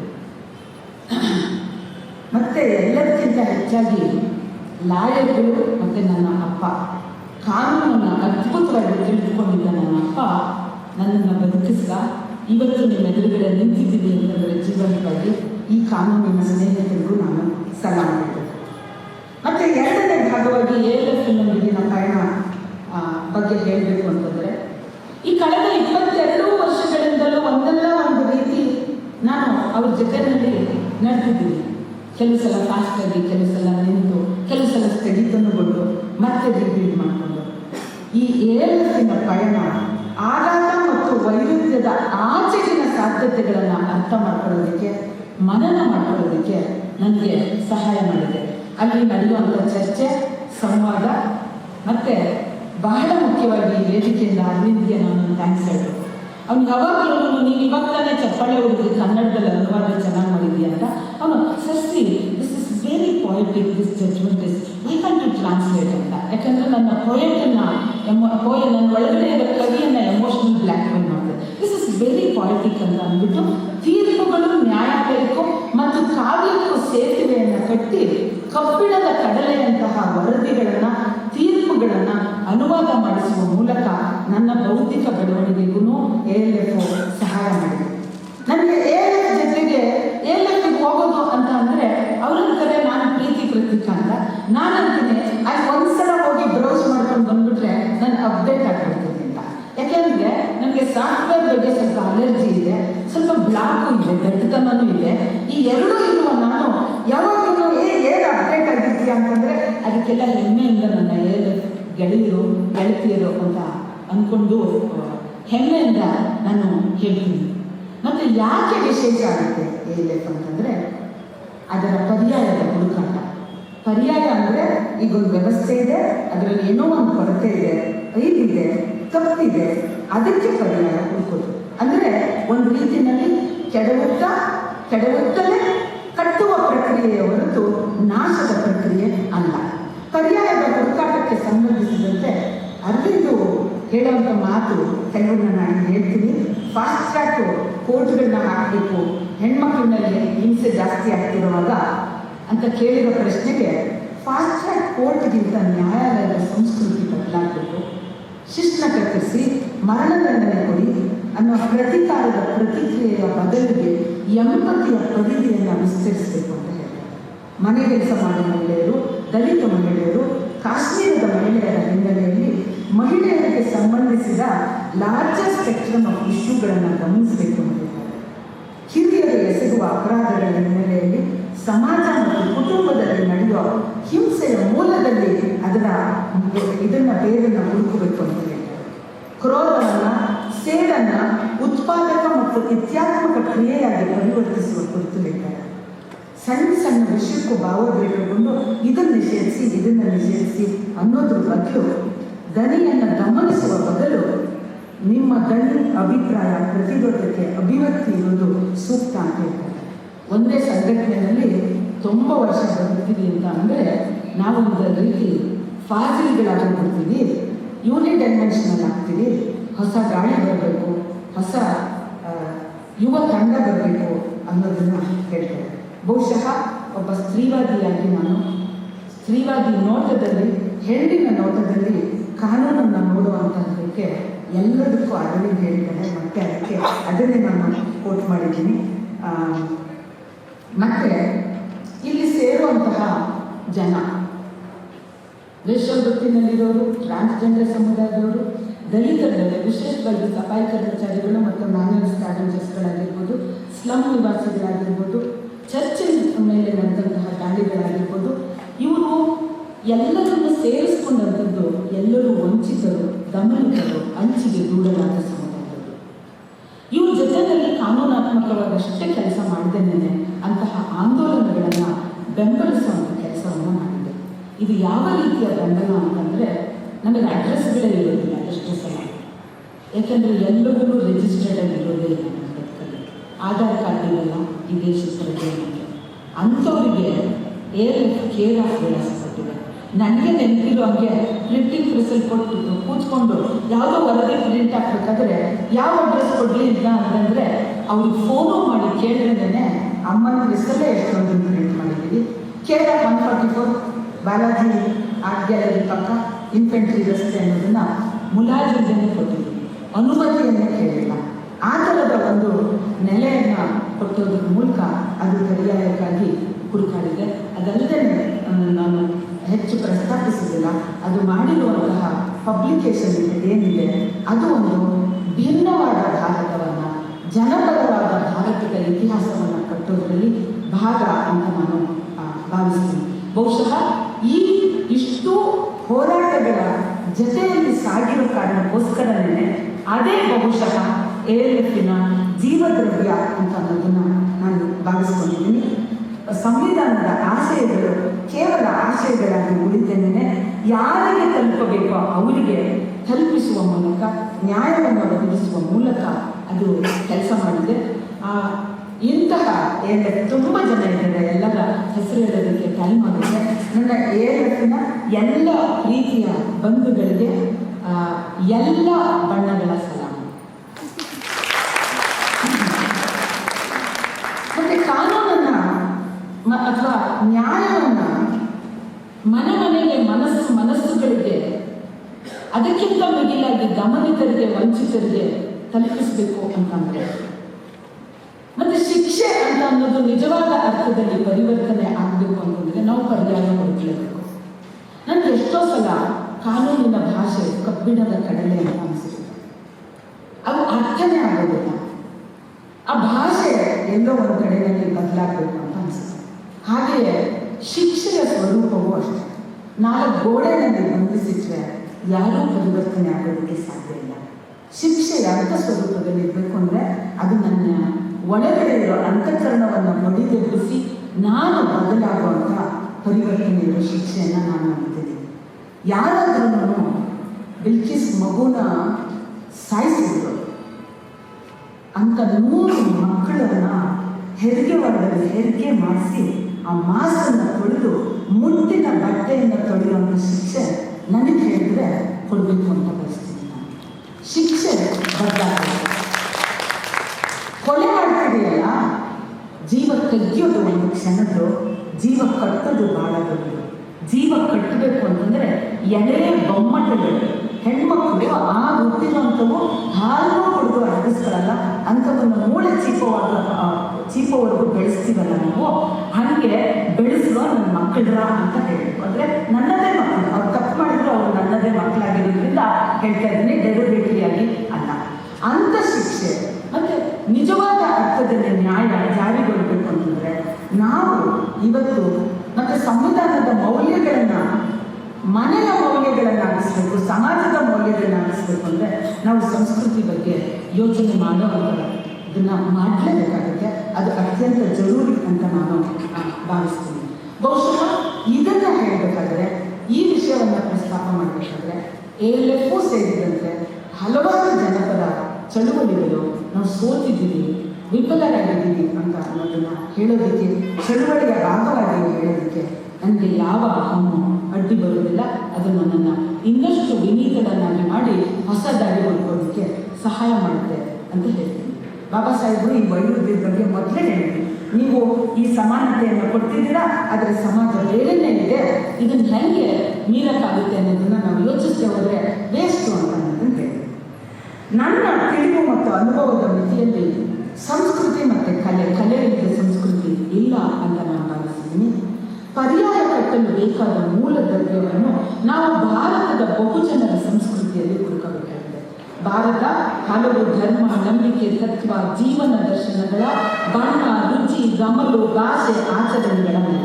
ಹಿಂದೂ, ಮುಸ್ಲಿಂ, ಕ್ರೈಸ್ತ, ಪಾರಸಿ, ಜೈನ, ಬೌದ್ಧ ಅಲ್ಲದೆ ಸಿದ್ಧ, ನಾಥ, ವಚನ, ಅವಧೂತ, ಸೂಫಿ, ಆರೂಢ, ಅಚಲ, ಶಾಕ್ತ, ತತ್ವಪದ ಹೀಗೆ ಹಲವಾರು ಆಧ್ಯಾತ್ಮಿಕ ಗುರು ಪರಂಪರೆಗಳು ಈ ನಾಡಿನ ಜೀವನ ದರ್ಶನವನ್ನು ಕಟ್ಟಿಕೊಟ್ಟಿವೆ. ಅದು ಭಾರತೀಯತೆ. ಧರ್ಮ ಮತ್ತು ಜಾತಿ ಅಂತ ಅನ್ನೋದನ್ನ ಯೋಚಿಸಬೇಕಾದ್ರೆ ತುಂಬ ಕೇರ್ಫುಲ್ ಆಗಿರಬೇಕಾಗುತ್ತೆ. ಅದು ಸಂಸ್ಕೃತಿಯೊಂದಿಗೆ ಒಂದು ರೀತಿಯಲ್ಲಿ ಅಂಟ್ಕೊಂಡಂಗೆ ಕಾಣಿಸುತ್ತೆ. ಅದನ್ನು ಬೇರ್ಪಡಿಸಿ ನೋಡುವಂಥ ಅಗತ್ಯ ಇದೆ. ಇಲ್ಲ ಅಂತಂದರೆ ಸಂಸ್ಕೃತಿಯ ಹೆಸರಿನಲ್ಲಿ ಜಾತಿ, ಧರ್ಮ, ಲಿಂಗ ತಾರತಮ್ಯ ದಂತಹ ಅಸಮಾನತೆಯನ್ನು ಮುಚ್ಚಿಡುವಂಥದ್ದು, ಸಮರ್ಥಿಸಿಕೊಳ್ಳುವಂಥದ್ದು ಸುಲಭ ಆಗುತ್ತೆ. ಅದರ ಬಗ್ಗೆ ಎಚ್ಚರಿಕೆ ಇರಬೇಕು. ಸಂಸ್ಕೃತಿ ಅಂತ ಅನ್ನೋದು ವಿಶಾಲ ಅರ್ಥದಲ್ಲಿ ನೋಡುವಾಗ, ಆಳವಾಗಿ ನೋಡುವಾಗ ಅದು ಪರಿಸರದೊಂದಿಗೆ ನಿಕಟವಾಗಿ ಹೆಣ್ಕೊಂಡಿದೆ ಅನ್ನೋದನ್ನು ನಾವು ಮರಿಬಾರದು. ಈ ಮಾನವಶಾಸ್ತ್ರಜ್ಞೆ ರೂತ್ ಬೆನ್ಡಿಕ್ಟ್ ಅಂತ ನೋಡು, ಯಾವೊಬ್ಬ ವ್ಯಕ್ತಿಯೂ ತಾನು ಭಾಗವಹಿಸುವ ಸಂಸ್ಕೃತಿಗೆ ಹೊರತಾಗಿ ನಿಗೂಢ ಶಕ್ತಿಗಳ ಹೊಸಲನ್ನೂ ಸಹ ಮುಟ್ಟಲಾರ ಅಂತ ಹೇಳ್ತಾರೆ. ಮತ್ತೊಬ್ಬ ಎಡ್ವರ್ಡ್ ಟೈಲರ್ ಹೇಳ್ತಾನೆ, ಸಂಸ್ಕೃತಿ ಅಂದರೆ ಸಮಾಜದ ಸದಸ್ಯರಾಗಿ ಮನುಷ್ಯರು ಪಡೆದುಕೊಳ್ಳುವ ಜ್ಞಾನ, ನಂಬಿಕೆಗಳು, ಕಲೆಗಳು, ನೀತಿಗಳು, ಕಾನೂನು ಪದ್ಧತಿಗಳು ಹಾಗೂ ಇತರ ಯಾವುದೇ ಸಾಮರ್ಥ್ಯಗಳನ್ನು ಮತ್ತು ಅಭ್ಯಾಸಗಳನ್ನು ಒಳಗೊಂಡಿರುವಂತಹ ಸಂಕೀರ್ಣ ಮೊತ್ತ ಅಂತ ಹೇಳಿದೆ. ಈ ಎರಡು ವಿವರಣೆಗಳು ಸಂಸ್ಕೃತಿಯನ್ನು ಕುರಿತ ಒಂದು ವಿಸ್ತಾರವಾದ ಆಳವಾದ ಅರ್ಥಗಳನ್ನು ವಿವರಿಸ್ತವೆ. ತುಂಬ ಸರಳವಾಗಿ ಹೇಳಬೇಕು ಅಂತಂದರೆ, ಗರ್ಭದ ತೊಟ್ಟಿಲಿಂದ ಮಣ್ಣಿನ ತೊಟ್ಟಿಲಿನವರೆಗೂ ಸಾಗುವಂತಹ ಹಲವಾರು ಪದ್ಧತಿ ಆಚರಣೆಗಳನ್ನು ಒಳಗೊಂಡ ಜೀವನ ವಿಧಾನವನ್ನು ನಾವು ಸಂಸ್ಕೃತಿ ಅಂತ ಅನ್ಬೋದು. ನಮಗೇನಾದರೂ ಯೂರಿನ್ ಇನ್ಫೆಕ್ಷನ್ ಆಯಿತು ಅಂತಂದರೆ ಯೂರಿನ್ ಕಲ್ಚರ್ ಆಗ್ತದೆ. ಯಾವ ಬ್ಯಾಕ್ಟೀರಿಯಾ ಇದಕ್ಕೆ, ಯಾವ ವೈರಸ್ ಇದಕ್ಕೆ ಕಾರಣ ಅಂತ ನೋಡೋದಕ್ಕೆ ಅದನ್ನು ಬೆಳೆಸಿ ಅದಕ್ಕೆ ಔಷಧಿ ಹಾಕಿ ಅದನ್ನು ನಿವಾರಿಸುವಂಥ ಕೆಲಸ ಮಾಡ್ತೀವಿ. ಅಂದರೆ ಸೂಕ್ಷ್ಮಾಣುಗಳ ವಿಚಾರದೊಂದಿಗೆ ವಿಷಯವನ್ನು ಯಾಕೆ ಪ್ರಾರಂಭಿಸ್ತಾ ಇದ್ದೀನಿ ನಾನು ಕಲ್ಚರ್ ಬಗ್ಗೆ ಮಾತಾಡುವಾಗ ಅಂತಂದರೆ, ನಮ್ಮ ಕಣ್ಣಿಗೆ ಕಾಣದ ಲಕ್ಷಾಂತರ ಸೂಕ್ಷ್ಮಾಣುಗಳು ಮಣ್ಣನ್ನು ಹಸನು ಮಾಡುತ್ತವೆ, ಮಣ್ಣು ಉಸಿರಾಡುವಂತೆ ಮಾಡುತ್ತವೆ. ಆ ಹಸನಾದ ಭೂಮಿಯ ಮೇಲೆ ಹಸುವು ನೀಗಿಸಿ ಹಸುವು ತುಂಬ ಆಹಾರವನ್ನು ಬೆಳೆದು ಉಂಡು ಮತ್ತೆ ಅದನ್ನೇ ನಾವು ಹೇಗಿರುವಂಥದ್ದೇ ಗೊಬ್ಬರ ಮಾಡಿ ಬೆಳಿತೀವಿ. ಈ ಸೈಕ್ಲಿಕಲ್ ನೇಚರ್ ಇದೆಯಲ್ಲ ಅದು ಮುಖ್ಯ. ಅದಕ್ಕೇನೆ ಬೇಸಾಯವನ್ನು ಅಗ್ರಿಕಲ್ಚರ್ ಅಂತ ಮಾಡ್ತಾರೆ. ಹಾಗೆ ಸಂಸ್ಕೃತಿಯೂ ಸಹ ಅಂತಹುದೇ ಸೂಕ್ಷ್ಮವಾದ ನೇಯ್ಗೆಗಳನ್ನು ಹೊಂದಿದೆ. ಮನುಷ್ಯರ ಒಡನಾಟವೂ ಸೇರಿದಂತೆ ಸುತ್ತಲಿನ ಒಟ್ಟಾರೆ ಪರಿಸರದೊಂದಿಗಿನ ಒಡನಾಟದ ಅನುಭವವು ರೂಪಿಸಿರುವ ಸೂಕ್ಷ್ಮ ನೇಯ್ಗೆ ಅದು. ಈ ನೇಯ್ಗೆ ಸಮೂಹ ಪ್ರಜ್ಞೆ ಮೂಡಿಸುವುದರ ಜೊತೆಗೆ ಬದುಕನ್ನು ಸಾರ್ಥಕತೆಯೆಡೆಗೆ ಒಯ್ಯುವ ಕೆಲಸ ಮಾಡುತ್ತದೆ. ಮನುಷ್ಯರ ವ್ಯಕ್ತಿತ್ವವನ್ನು ರೂಪಿಸುವಲ್ಲಿ ಸಂಸ್ಕೃತಿಯು ಮಹತ್ವದ ಪಾತ್ರ ವಹಿಸುವ ಕಾರಣಕ್ಕೆ ಮನುಷ್ಯ ಸಮಾಜವು ಪ್ರಾಣಿ ಸಮಾಜಕ್ಕಿಂತ ಭಿನ್ನವಾಗಿದೆ. ಸೂಕ್ಷ್ಮವಾಗಿ ಆಳವಾಗಿ ಗಮನಿಸಿದಾಗ ಸುತ್ತಲಿನ ಜೀವಜಾಲದ ಭೌಗೋಳಿಕ ಪರಿಸರ ಮತ್ತು ಅದರೊಂದಿಗಿನ ಸಹಬಾಳ್ವೆ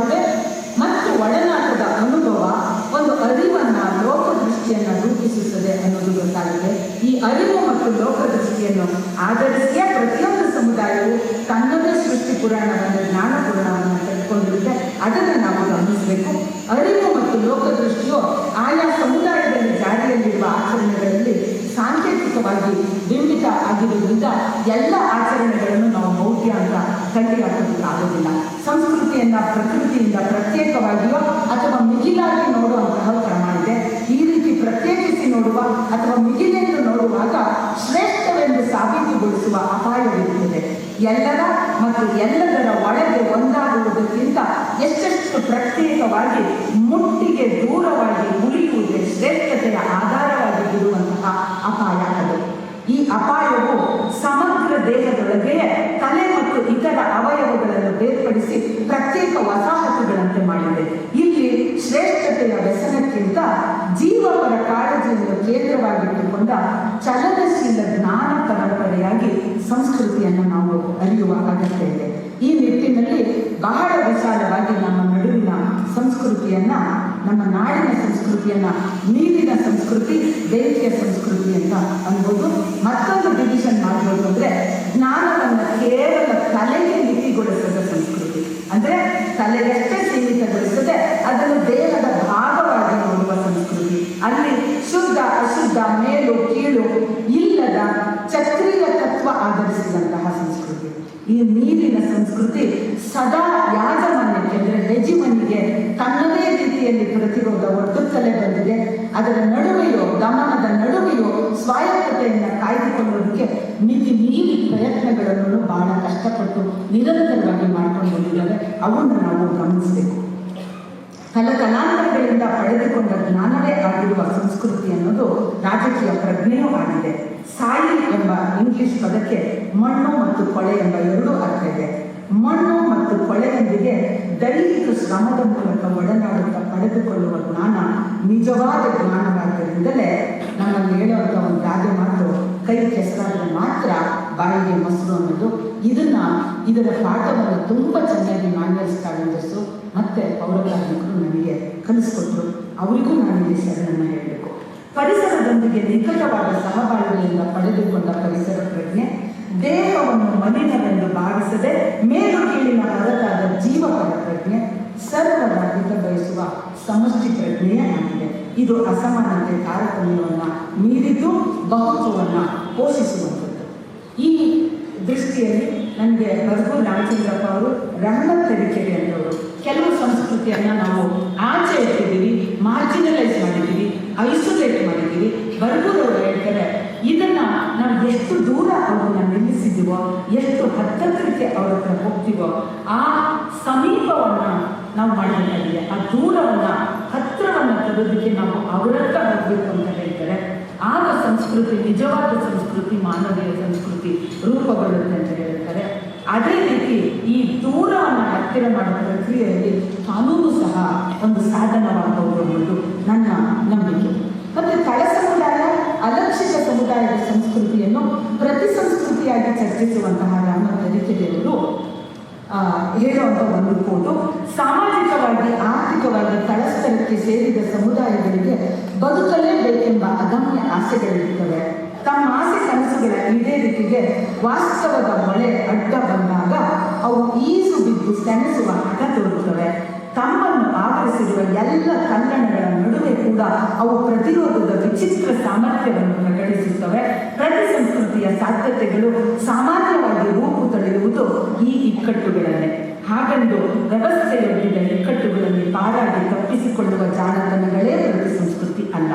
ಪ್ರತಿ ಸಂಸ್ಕೃತಿಯು ಇವತ್ತು ಕಲ್ಚರಲ್ ನ್ಯಾಷನಲಿಸಮ್ ಅನ್ನು ಮಾತಾಡ್ತಾ ಇರಬೇಕಾದ್ರೆ ಈ ಪ್ರತಿ ಸಂಸ್ಕೃತಿಯ ಬಗ್ಗೆ ನಾವು ಆಳವಾಗಿ ತಿಳ್ಕೊಳ್ಳಬೇಕಾಗಿದೆ. ಪ್ರತಿ ಸಂಸ್ಕೃತಿಯು ಸಂಕಟಗಳಲ್ಲಿರುವ ಸಮುದಾಯಕ್ಕೆ ಪ್ರತಿರೋಧಿಸಿ ಚೈತನ್ಯವನ್ನು ತುಂಬಿ ಪರ್ಯಾಯಗಳ ಶೋಧನೆಗೆ ಪ್ರೇರೇಪಿಸಬಲ್ಲ ಸಾಮುದಾಯಿಕ ಪ್ರತಿಭೆಯೂ ಆಗಿದೆ ಅಂತ ಹೇಳ್ತಾರೆ. ಅದು ಬಹಳ ಚೆನ್ನಾಗಿರುವಂಥ ಪುಸ್ತಕ ಅದು ತರೀಕೆರೆಯವರು. ಇದು ಇಷ್ಟೊಂದು ಹೇಳಿದ್ಮೇಲೆ ಈ ವಿಚಾರಗಳು ಹೇಗೆ ತಳ ಸಮುದಾಯದವರ ಮಾತಿನಲ್ಲಿ, ಕಥೆಗಳಲ್ಲಿ, ವಚನಗಳಲ್ಲಿ ಅಭಿವ್ಯಕ್ತಿಗೊಂಡಿದೆ ಅನ್ನೋದನ್ನ ಹೇಳಿ ನನ್ನ ಮಾತಿನ ಕೊನೆಯ ಭಾಗಕ್ಕೆ ನಾನು ಬರ್ತೀನಿ. ನಾವಿವತ್ತು ಆಹಾರದ ಹಕ್ಕಿನ ಬಗ್ಗೆ ಮಾತಾಡ್ತಾ ಇದ್ದೀನಿ. 12ನೇ ಶತಮಾನದಲ್ಲಿ ಕಾಳವೆ ಅಂತ ಅನ್ನೋ ಒಬ್ಬ ದಲಿತ ಮಹಿಳೆ ಪ್ರಶ್ನೆ ಹಾಕ್ತಾಳೆ. ಮೇಲ್ಗಡೆ ತಮ್ಮನ್ನು ತಾವು ಶ್ರೇಷ್ಠರು ಅಂದ್ಕೊಂಡಿರೋರಿಗೆ ಹಾಕೋ ಪ್ರಶ್ನೆ ಇದೆ. ಕುರಿ ಕೋಳಿ ಕಿರಿಮೀನ ತಿಂಬುವರಿಗೆಲ್ಲ ಕುಲಜರೆಂದೆಂಬರು, ಶಿವಗೆ ಪಂಚಾಮೃತವ ಕಡೆವ ಪಶುವ ತಿಂಬ ಮಾಡಿದ ಕೀಳು ಜಾತಿ ಎಂಬರು. ಅವರಂತೆ ಕೀಳು ಜಾತಿಯಾದರೂ ಜಾತಿಗಳು ನೀವೇಕೆ ಕೀಳಾಗಿರೋ? ಬ್ರಾಹ್ಮಣ ನುಂಡುದು ಪುಲ್ಲಿಗೆ ಶೋಭಿತವಾಗಿ ನಾಯಿ ನೆಕ್ಕಿ ಹೋಯಿತು. ಅದು ಹೇಗೆ ಎಂದರೆ ಸಿದ್ಧಲಿಕೆಯಾಯಿತು, ಸಕ್ಕಳಿಕೆಯಾಯಿತು. ಸಿದ್ಧಲಿಕೆಯ ತುಪ್ಪವನ್ನು ಸಕ್ಕಳಿಕೆಯ ನೀರನ್ನು ಶುದ್ಧವೆಂದು ಕುಡಿದ ಬುದ್ಧಿಗೇಡಿ ವಿಪ್ರರಿಗೆ ನಾಯಿ ನರಕ ತಪ್ಪದೆಲ್ಲ ಉರಿಲಿಂಗ ಪೆತ್ತಿಗಳ ರಸು ಬಲ್ಲನಮ್ಮ. ನೀನೇನು ನೀನು ಶ್ರೇಷ್ಠ ಅಂತ ಅನ್ಕೊಳ್ಳೋದು? ನೀನು ಹುಟ್ಟಿದ್ದು ಹುಲ್ಲಿನ ಮೇಲೆ ಹೇರ್ಬಿಡ್ತೀಯ, ಹೇರ್ಸಿರೋದನ್ನ ನಾಯಿ ತಿನ್ಕೊಂಡು ಹೋಗುತ್ತೆ. ಆದರೆ ನಾನು ದಲಿತ ಬಾಡಿನ ತಿಂದು ಅದರ ಮೂಲಕ ಚರ್ಮದಲ್ಲಿ ನಾನು ಚೀಲ ಒಳಕೊಟ್ಟಾಗ ಅದನ್ನು ದೇವರಿಗೆ ಅರ್ಪಿಸೋ ತುಪ್ಪ ಮತ್ತೆ ನೀರನ್ನ ಇಟ್ಟು ಆಹಾ ನಾನು ಶ್ರೇಷ್ಠ ಅಂತೀಯಲ್ಲ, ನೀನೇನಿಂತ ಮೂರ್ಖನೋ ಅಂತ ಅನ್ನೋದನ್ನ ದೊಡ್ಡ ಸವಾಲನ್ನು ಹಾಕಿದ್ರು. ಇವತ್ತು ಕಾಲದಲ್ಲಿ ನನಗೆ ಬೇಕು ಅಂತ ಅನ್ಸುತ್ತೆ. ಮತ್ತೆ ದೇವರು, ಧರ್ಮ, ಅಧ್ಯಾತ್ಮ ಅಂತ ಅನ್ಬೇಕಾದ್ರೆ ಇಲ್ಲೂ ಕೂಡ ಎರಡು ಭಿನ್ನವಾಗಿರುವ ಸಂಸ್ಕೃತಿ ಭಾರತದಲ್ಲಿ ಇದೆ. ದೇಹ ಮತ್ತು ದುಡಿಮೆ ಇಲ್ಲದೆ ದೇವರೂ ಇಲ್ಲ, ಅಧ್ಯಾತ್ಮವೂ ಇಲ್ಲ. ಯಾರು ಈ ದುಡಿಯೋ ಜನರ ಸಂಸ್ಕೃತಿಯಲ್ಲಿ. ಅದರಲ್ಲೊಬ್ಬ ದುಡಯ್ಯ ಅವನು ಚಪ್ಪಲಿ ಹೊಲಿಯುವಂಥವನು. ಅವನು ನೋಡ್ರಿ, ಅವನಾಕೋ ಸವಾಲು ನೋಡ್ರಿ, ಯಾರಿಗೂ ಅಲ್ಲ, ಸಾಕ್ಷಾತ್ ಪರಶಿವನಿಗೆ ಸವಾಲಾಗ್ತಾನೆ. ಹೆಂಗಾಗ್ತಾನೆ ಅಂತಂದ್ರೆ, ಅಟ್ಟೆಯ ಚುಚ್ಚುವ ಉಳಿಯ ಮನೆಯಲ್ಲಿ ಪ್ರತ್ಯಕ್ಷವಾದ ಶಿವ. ಇವನು ಅಟ್ಟೆ ಚುಚ್ಚುತ್ತಾ ಇರ್ಬೇಕಾದ್ರೆ ಅಲ್ಲೊಂದು ಮಳೆ ಇರುತ್ತಲ್ಲ, ಮಳೆ ತುದಿ ಮೇಲೆ ಬಂದಂತೆ ಶಿವನು. ಆಗ ಅವನು ಕೇಳಿದಂತೆ, ಇದ್ದಲೇ ಕೈಯ ಕಾಯದ ತಿತ್ತಿಯ ಹೊತ್ತಾಡುವವನ ಮುಂದೆ ನಿನ್ನ ಭಕ್ತರ ಕಾವಿನಲ್ಲಿಗೆ ಹೋಗಿ ಮುಕ್ತಿಯ ಮಾಡು. ನೀ ಹೊತ್ತ ಬಹುರೂಪ ತಪ್ಪದ ರಜತದ ಬೆಟ್ಟದ ಮೇಲಕ್ಕೆ ಹೋಗು, ನಿನ್ನ ಭಕ್ತರ ಮುಕ್ತಿಯ ಮಾಡು. ಕಾಮಿ ಧೂಮ ಧೂಳೇಶ್ವರನ ಕರುಣದಿಂದ ನೀನೇ ಬದುಕು. ನಾನು ಕೆಲಸ ಮಾಡ್ತಾ ಇದ್ದೀನಿ, ವೈಯಾರು ಡಿಸ್ಟರ್ಬಿಂಗ್ ನೀ ವರ್ಕಿಂಗ್, ನೀನು ಕಾಯಕವೇ ಕೈಲಾಸ ಅಂತೀಯ.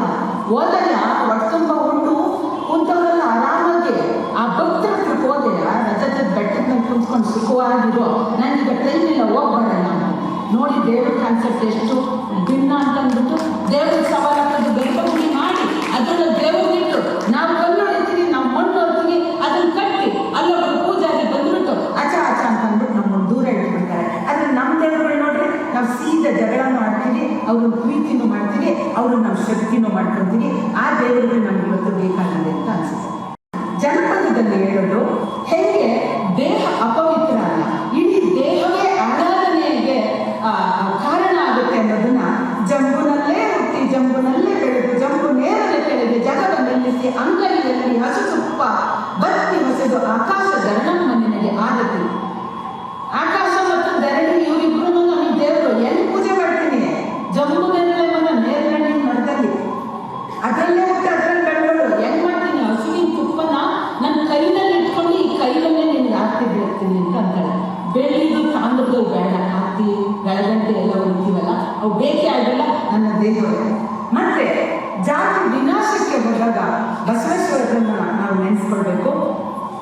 ಅವರು ನೋಡಿ, ವೇದಕ್ಕೆ ಓದಯ ಕಟ್ಟುವೆ, ಶಾಸ್ತ್ರಕ್ಕೆ ನಿಗಳನ್ನಿಟ್ಟುವೆ, ತರ್ಕಕ್ಕೆ ಬಾರನೆತ್ತುವೆ, ಆಗಮದ ಮೂಗ ಕೊಯ್ಯುವೆ, ಮಹಾದಾನಿ ಕೂಡಲ ಸಂಗಮ ದೇವ. ಇಲ್ಲಿ ಇದು ಓರೆ ಕಟ್ಟಲು ಓರೆ ಆಗಿರಲಿ, ಆ ನಿಗಳ ಆಗಿರಲಿ, ಆ ಬಾರ ಆಗಿರಲಿ, ಇವು ಎಲ್ಲ ಮಾಡೋ ಚರ್ಮದ ವಸ್ತುಗಳು. ಇವನ್ನು ಇಟ್ಕೊಂಡು ಬಸವಣ್ಣವ್ರು ಯಾರು ನೋಡುತ್ತಿದ್ದಾರೆ? ವೇದ ನೋಡಿತಾವ್ರೆ, ತರ್ಕ ನೋಡಿತಾವ್ರೆ, ಶಾಸ್ತ್ರ ನೋಡಿತಾವ್ರೆ, ಆಗಮದ ಮೂಗನ್ನೇ ಕೊಯ್ತೀನಿ ಅಂತ ಅಂತಾರೆ. ಅಂದ್ರೆ ಮಾದಿಗರು ಎಂಥ ಆಧ್ಯಾತ್ಮಿಕ ಟೂಲ್ಗಳನ್ನ ಇಟ್ಕೊಂಡವ್ರೆ ಅಂತ ಅನ್ನೋದನ್ನ ಬಸವಣ್ಣವ್ರು ತೋರಿಸ್ಬೋದು. ಮತ್ತೆ ಜಾತಿ ಮೀರುವ ಪ್ರಕ್ರಿಯೆ, ಈ ಕಾಸ್ಟ್ ಮತ್ತೆ ಕ್ಲಾಸ್ ಅನ್ನು ಮೀರುವಂಥ ಪ್ರಕ್ರಿಯೆ ಬಹಳ ದೊಡ್ಡ ಹೋರಾಟ. ಅದರಲ್ಲಿ ಅವರು ಹೇಳೋದು, ತನ್ನನ್ನು ತಾನು ಹೇಳ್ಕೊಳ್ಳೋದು, ಚೆನ್ನಯ್ಯನ ಮಗನ ದಾಸಿಯ ಮಗನು, ಕಕ್ಕಯ್ಯನ ಮನೆಯ ದಾಸಿಯ ಮಗಳು, ಇವರಿಬ್ಬರೂ ಹೊಲದಲ್ಲಿ ಬೆರಳಿಗೆ ಹೋಗಿ ಸಂಗಮ ಮಾಡಿದರು, ಇವರಿಬ್ಬರಿಗೂ ಹುಟ್ಟಿದ ಮಗ ನಾನು ಕೂಡಲ ಸಂಗಮ ದೇವ ಸಾಕ್ಷಿಯಾಗಿ ಅಂತ. ಮದುವೆ ಬಗ್ಗೆನೂ ಹೇಳೋದಿಲ್ಲ, ಮದುವೆ ಹೊರಗಿನ ಸಂಬಂಧದಲ್ಲಿ ಹುಟ್ಟಿರುವಂಥ ಮಾದಾರ ಚೆನ್ನಯ್ಯನ ಮನೆ ಮಗ ನಾನು ಅಂತ ಹೇಳ್ತಾರೆ. ಬಹುಶಃ ಮೇಲಿದವರು ಎಲ್ಲರೂ ಈ ಥರದ ಡಿಕ್ಲಾಸಿಫಿಕೇಶನ್ಗೆ ಒಳಗಾಗಬೇಕು ಅಂತ ನಾನು ಭಾವಿಸ್ತೀನಿ. ಮತ್ತೆ ಲಿಂಗತ್ವವನ್ನು ಹೆಂಗೆ ಬೀಳ್ಕೊಡ್ತಾರೆ? ಕದಿನೆ ರೆಮ್ಮೆ, ಕದಿನೆ ಅಂದರೆ ನೂಲನ್ನು ಸುತ್ತುವಂಥ ಕಾಯಕ ಮಾಡುವಂಥದ್ದು. ಇದು ಬಹುಶಃ ನನಗೆ ನನಗೆ ಅಲ್ಟಿಮೇಟಮ್ ಅಂತ ಅನ್ನಿಸ್ಬಿಟ್ಟು, ಜೆಂಡರಿನ ದೃಷ್ಟಿಯಲ್ಲಿ ಮತ್ತೆ ಲಿಂಗ ತಾರತಮ್ಯದ ಹಿನ್ನೆಲೆಯಲ್ಲಿ. ಎಲ್ಲರ ಹೆಂಡಿರು ತೊಳಸಿಕ್ಕುವರು, ಎನ್ನ ಗಂಡನಿಗೆ ತೊಳಸುವುದಿಲ್ಲ. ಎಲ್ಲರ ಗಂಡಂದಿರಿಗೆ ಬಸಿವರು, ಎನ್ನ ಗಂಡನಿಗೆ ಬಸಿಯುವುದಿಲ್ಲ. ಎಲ್ಲ ಗಂಡಂದಿರಿಗೆ ಬೀಜ ಉಂಟು, ಎನ್ನ ಗಂಡನಿಗೆ ಅನ್ನದ ಬೀಜವೇ ಇಲ್ಲ. ಎಲ್ಲ ಗಂಡಂದಿರು ಮೇಲೆ, ಎನ್ನ ಗಂಡ ಕೆಳಗೆ, ನಾ ಮೇಲೆ ಕದಿರ ನೆಮ್ಮಡೆಯ ಗುಮ್ಮೇಶ್ವರ. ಎಂಥ ನಿರ್ಬಿಡಿಯ ಅಭಿವ್ಯಕ್ತಿ! ಇರುವ ಅಸ್ತಿತ್ವವನ್ನೇ ಬುಡಮೇಲು ಮಾಡುವುದು. ಎನ್ನ ಗಂಡಗೆ ಅನ್ನದ ಬೀಜವೇ ಇಲ್ಲ. ಬೀಜ ಅನ್ನೋದು ಗಂಡಸ್ತನಕ್ಕೆ ಅಂತ ಹಾಕೊಂಡು ಏನು ಹಂಗೆ ಪಾಪ ಗಂಡಸ್ತನ ಅನ್ನೋ ಗಂಡಸರನ್ನು ಮನುಷ್ಯರಾಗಿರೋದಕ್ಕೆ ಬಿಟ್ಟಿಲ್ಲ. ಹೊಡಿತಾರೆ ನೋಡಿ. ಬೀಜ ಅಂತಂದ್ರೆ ಏನು? ಜೀವ ತುಂಬಿರೋ ಬಸರು. ಅವಳು ಎಷ್ಟು ಅದ್ಭುತವಾಗಿ ಆ ಕಾಲಕ್ಕೆ ಹೇಳೋಳು ನೋಡಿ. ಲಿಂಗ ತಾರತಮ್ಯನು ಹೊರತು ಬಿಸಾಡ್ತಾರೆ.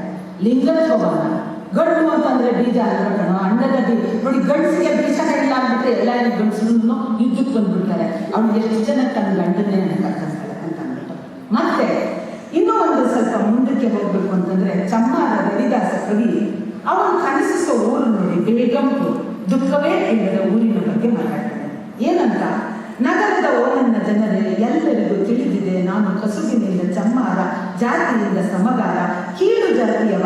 ಆದರೇನು ಎದೆಯೊಳಗೆ ಭಗವಂತನ ದೇವಿಸುವೆ. ಐಸಿರಿಯ ಲೋಕದಲ್ಲಿ ವ್ಯತೆಯ ಹೆಸರಿಲ್ಲ, ಆನಂದ ಪುರವದು ನೋವಿನ ವಿಳಾಸವಿಲ್ಲ. ಕರವಿಲ್ಲ, ಚಿಂತೆ ಇಲ್ಲ, ಆಸ್ತಿ ಬಡತನವಿಲ್ಲ, ತಪ್ಪುಗಳಿಲ್ಲ, ಚಿಂತೆಗಳಿಲ್ಲ, ಭೀತಿ ಕಿರುಕುಳವಿಲ್ಲ. ಓನನ್ನ ಬಂದು ಆ ಲೋಕ ನನ್ನದು, ಆ ದೂರದ ನನ್ನ ಮನೆಯೊಳಗೆ ತಪ್ಪಿನ ಸುಳಿವಿಲ್ಲ. ಸಮೃದ್ಧ ಸುಭದ್ರ ಸಾಮ್ರಾಜ್ಯದಲ್ಲಿ ಎಲ್ಲರೊಂದೇ, ಮೂರನೆಯವರಿಲ್ಲ, ಎರಡನೆಯವರಿಲ್ಲ, ಎಲ್ಲರೊಂದೇ. ಅಲ್ಲಿನ ಅನ್ನಪಾನಾದಿ ಬಲು ಪ್ರಸಿದ್ಧ. ಅಲ್ಲಿ ನೆಲೆಸಿರುವವರೆಲ್ಲರೂ ಸಂತೃಪ್ತಿಯಲ್ಲಿ, ಸುಭೀಕ್ಷೆಯಲ್ಲಿ ಏನೋ ಮಾಡಿಕೊಂಡು ಇಷ್ಟದಲ್ಲಿಗೆ ಹೋಗುತ್ತ ಸವಾಲಿಲ್ಲದ ಅಲೌಕಿಕ ಅರಮನೆಯಲ್ಲಿ ಹೊರಳಾಡುತ್ತಾರೆ. ಹೇಳುತ್ತಾನೆ ರವಿದಾಸ, ಬಿಡುಗಡೆ ಹೊಂದಿದ ಚಮ್ಮಾರ. ಒಬ್ಬ ಅಪ್ರೆಸ್ಡ್ ಜಾತಿಯನ್ನು ಕನಸು ಕಾಣೋದು ನೋಡಿ. ಸಮಾನತೆ ಬಗ್ಗೆ ಕರ ಇಲ್ಲ, ಪ್ರೈವೇಟ್ ಪ್ರಾಪರ್ಟಿನೇ ಇಲ್ಲ, ಎಲ್ಲರೂ ಹೋಗ್ಬೋದು, ಎಲ್ಲರೂ ಆನಂದವಾಗಿರ್ಬೋದು ಅಂತ. ಕೊನೆಗೆ ಬರ್ತೀನಿ, ಆಗಲೇ ನನ್ನ ಚೀಟಿ ಬಂತು. ಅಕ್ಷರದ ಅವ್ವ ಸಾವಿತ್ರಿಗೆ ಬಂತು ಅಂತಂದರೆ, ನನಗೆ ರೊಟ್ಟಿ ಕೊಡಬೇಡ್ರಿ, ಒಂದು ದಿವಸದ ಅಲ್ಸನ್ ನಿಲ್ಲಿಸ್ತಾನೆ ಅಷ್ಟೇನೆ. ಅಕ್ಷರ ಕಲಿಸಿದ್ರೆ ಒಂಚೂರು ಜೀವನ ಮಾಡ್ಕೊಳ್ಬೋದು ನಾನು. ನೀನು ವಿದ್ಯೆ ಕಲಿಸಿ ಒಗ್ಗಟ್ಟಾಗಿ ಓಡಾಡಿ ಕಲಿಸಿದ್ಯೋ, ಏನು ಬೇಕಾದರೂ ಆಗಲಿ, ಏನು ಕಷ್ಟ ಆದರೂ ಆಗಲಿ, ನಾನು ಅದನ್ನು ನಮ್ಮ ದಾರಿ ನಾವು ಕಂಡ್ಕೊತೀವಿ, ನಾವೇ ಕಂಡ್ಕೊತೀವಿ ಅಂತ ಅಕ್ಷರದ ಅವ್ವ ಹೇಳ್ತಾರೆ. ಮತಂಗ ಮುನಿಯ ಬೃಹದೇಶಿ ಪುರಾಣ. ಅವನೊಬ್ಬ ಅಸ್ಪೃಶ್ಯ, ಮದುವೆ ಸಂಬಂಧದ ಹೊರಗೆ ಹುಟ್ಟಿದವನು. ಒಂದು ಅದ್ಭುತ ಪುಸ್ತಕ ಪುರಾಣ, ಬೃಹತ್ ದೇಸಿ ಪುರಾಣ. ಈ ಕಲ್ಚರಲ್ ನ್ಯಾಷನಲಿಸಮ್ಗೆ ಪರ್ಯಾಯವನ್ನು ಕಟ್ಟಿಕೊಡುವಂಥದ್ದು, ನಾದದ ಬಗ್ಗೆ ಕಟ್ಟಿರುವಂಥದ್ದು. ಹಾಗೆ ನಾನು ಮಹಿಳಾ ಚಳುವಳಿಯ ಭಾಗವಾಗಿ ನೋಡ್ಕೊಂಡು ಬರ್ತೀನಿ. ಅಂದರೆ ಮಥುರಾದ ಕಸ್ಟೋಡಿಯರ ಅತ್ಯಾಚಾರದ ಪ್ರಕರಣದಲ್ಲಿ ಬಂದಂಥ ಅಸಹ್ಯದ 2 ಫಿಂಗರ್ ಟೆಸ್ಟಿನಿಂದ ಹಿಡಿದು ಬವರಿ ದೇವಿಯ ತೀರ್ಪು, ಇತ್ತೀಚಿನ ಬಿಲ್ಕಿಸ್ ಬಾನುವಿನ ಪ್ರಕರಣವನ್ನು ನೋಡಿದಾಗ ಅಲ್ಲಿ ಬಂದಂಥದ್ದು ನನಗೇನನ್ನು ರಾಚಿಸುತ್ತೆ ಅಂತಂದಾಗ, ದೇಹ ರಾಜಕಾರಣದ ಪ್ರಾಮುಖ್ಯತೆಯನ್ನು ಮನವರಿಕೆ ಮಾಡಿಕೊಳ್ಳುವುದರ ಜೊತೆಗೆ ಈ ದೇಶದ ಸಾಮಾಜಿಕ, ರಾಜಕೀಯ, ಆರ್ಥಿಕ ಮತ್ತು ಸಾಂಸ್ಕೃತಿಕ ಯಾಜಮಾನ್ಯಕ್ಕೂ ಪಿತೃ ಪ್ರಧಾನತೆ ಮತ್ತು ಜಾತಿ, ವರ್ಗ, ಧರ್ಮಕ್ಕೂ ಇರುವ ಬಲವಾದ ಬೆಸಿಗೆ ಕಣ್ಣಿಗೆ ರಾಜುವಷ್ಟು ಸ್ಪಷ್ಟವಾಗುತ್ತದೆ. ಹಾಗೆಯೇ ಯಜಮಾನ್ಯಕ್ಕೆ ಮಾನವೀಯ ಪ್ರತಿರೋಧವನ್ನು ಒಡ್ಡಿ ಪರ್ಯಾಯವನ್ನು ಕಟ್ಟುವುದು ಯಾರಿಗೆ ಸಾಧ್ಯ ಅನ್ನುವಾಗ ರೈತ ಮಹಿಳೆಯರು, ಮುಸ್ಲಿಂ ಮಹಿಳೆಯರು, ಕಾರ್ಮಿಕರು ತೋರಿಸಿದ್ದಾರೆ. ಇವರೆಡೆಗೆ ನಾವು ಹೋಗಬೇಕು. ಯಾಕೆ ಹೋಗಬೇಕು ಅಂದರೆ, ನೊಂದರೂ ವಿಷಕಾರದಾಗ, ಅಪಮಾನಿತರಾದರೂ ಸೇಡಿಗೆ ಬೀಳದಾಗ, ತುಳಿದರೂ ಬದುಕುವ ಛಲ ಬೆಳೆದಾಗ, ದ್ವೇಷ ಬಿಚ್ಚಿದರೂ ಪ್ರೀತಿ ಬೆಳೆದಾಗ ಮಾತ್ರ ನಾವು ಪರ್ಯಾಯವನ್ನು ಕಟ್ಟಲು ಸಾಧ್ಯ. ALF ಮುಂದೆ ಸಣ್ಣ ಮರ ಇತ್ತು, ತುಂಬ ದೊಡ್ಡದಾಗಿದೆ. ಅದ್ರ ಕಾಂಪೌಂಡ್ ಗೋಡೆಗಳನ್ನು ಬಿದ್ದೋಗ್ತಾ ಇದೆ. ಅದ್ರ ಬೇರುಗಳು ಹೆಂಗೆ ಹರಡಿಕೊಂಡು ಒಂದು ವಿಶಾಲ ವೃಕ್ಷ ಆಗಿದೆ. ಹಾಗೇನೆ ತಾನೇ ಕಟ್ಟಿರುವ ಗೋಡೆಗಳನ್ನು ಒಡೆಯುತ್ತಾ ವಿಳಾಸವಿಲ್ಲದ ವಂಚಿತರ, ದಮನಿತರ ಕೇರ ವಿಳಾಸವಾಗಿ ಅವರ ಹೋರಾಟಕ್ಕೆ ಸ್ಪೇಸ್ ಆಗಿ ಬಹುತ್ವ ಮತ್ತು ಬಂಧುತ್ವದ ಭಾರತದ ಸಂವಿಧಾನದ ಆಶಯಗಳನ್ನು ವಾಸ್ತವವಾಗಿಸುತ್ತಾ ALF ಸಾಗಲಿ ಎಂದು ಮನಸಾರೆ ಹಾರೈಸಿದೆ. ನನ್ನ ಆರೋಗ್ಯಕರ ಬೆಳವಣಿಗೆಗೆ ALF ಕೊಟ್ಟಿರುವ ಕೊಡುಗೆಗೆ ನಾನು ಶರಣ ಅಂತ ಹೇಳ್ತೀನಿ. ಈಗ ನಮಗೆ ಕಾಲ ಬಂದಿರೋದೇನು ಅಂತಂದರೆ,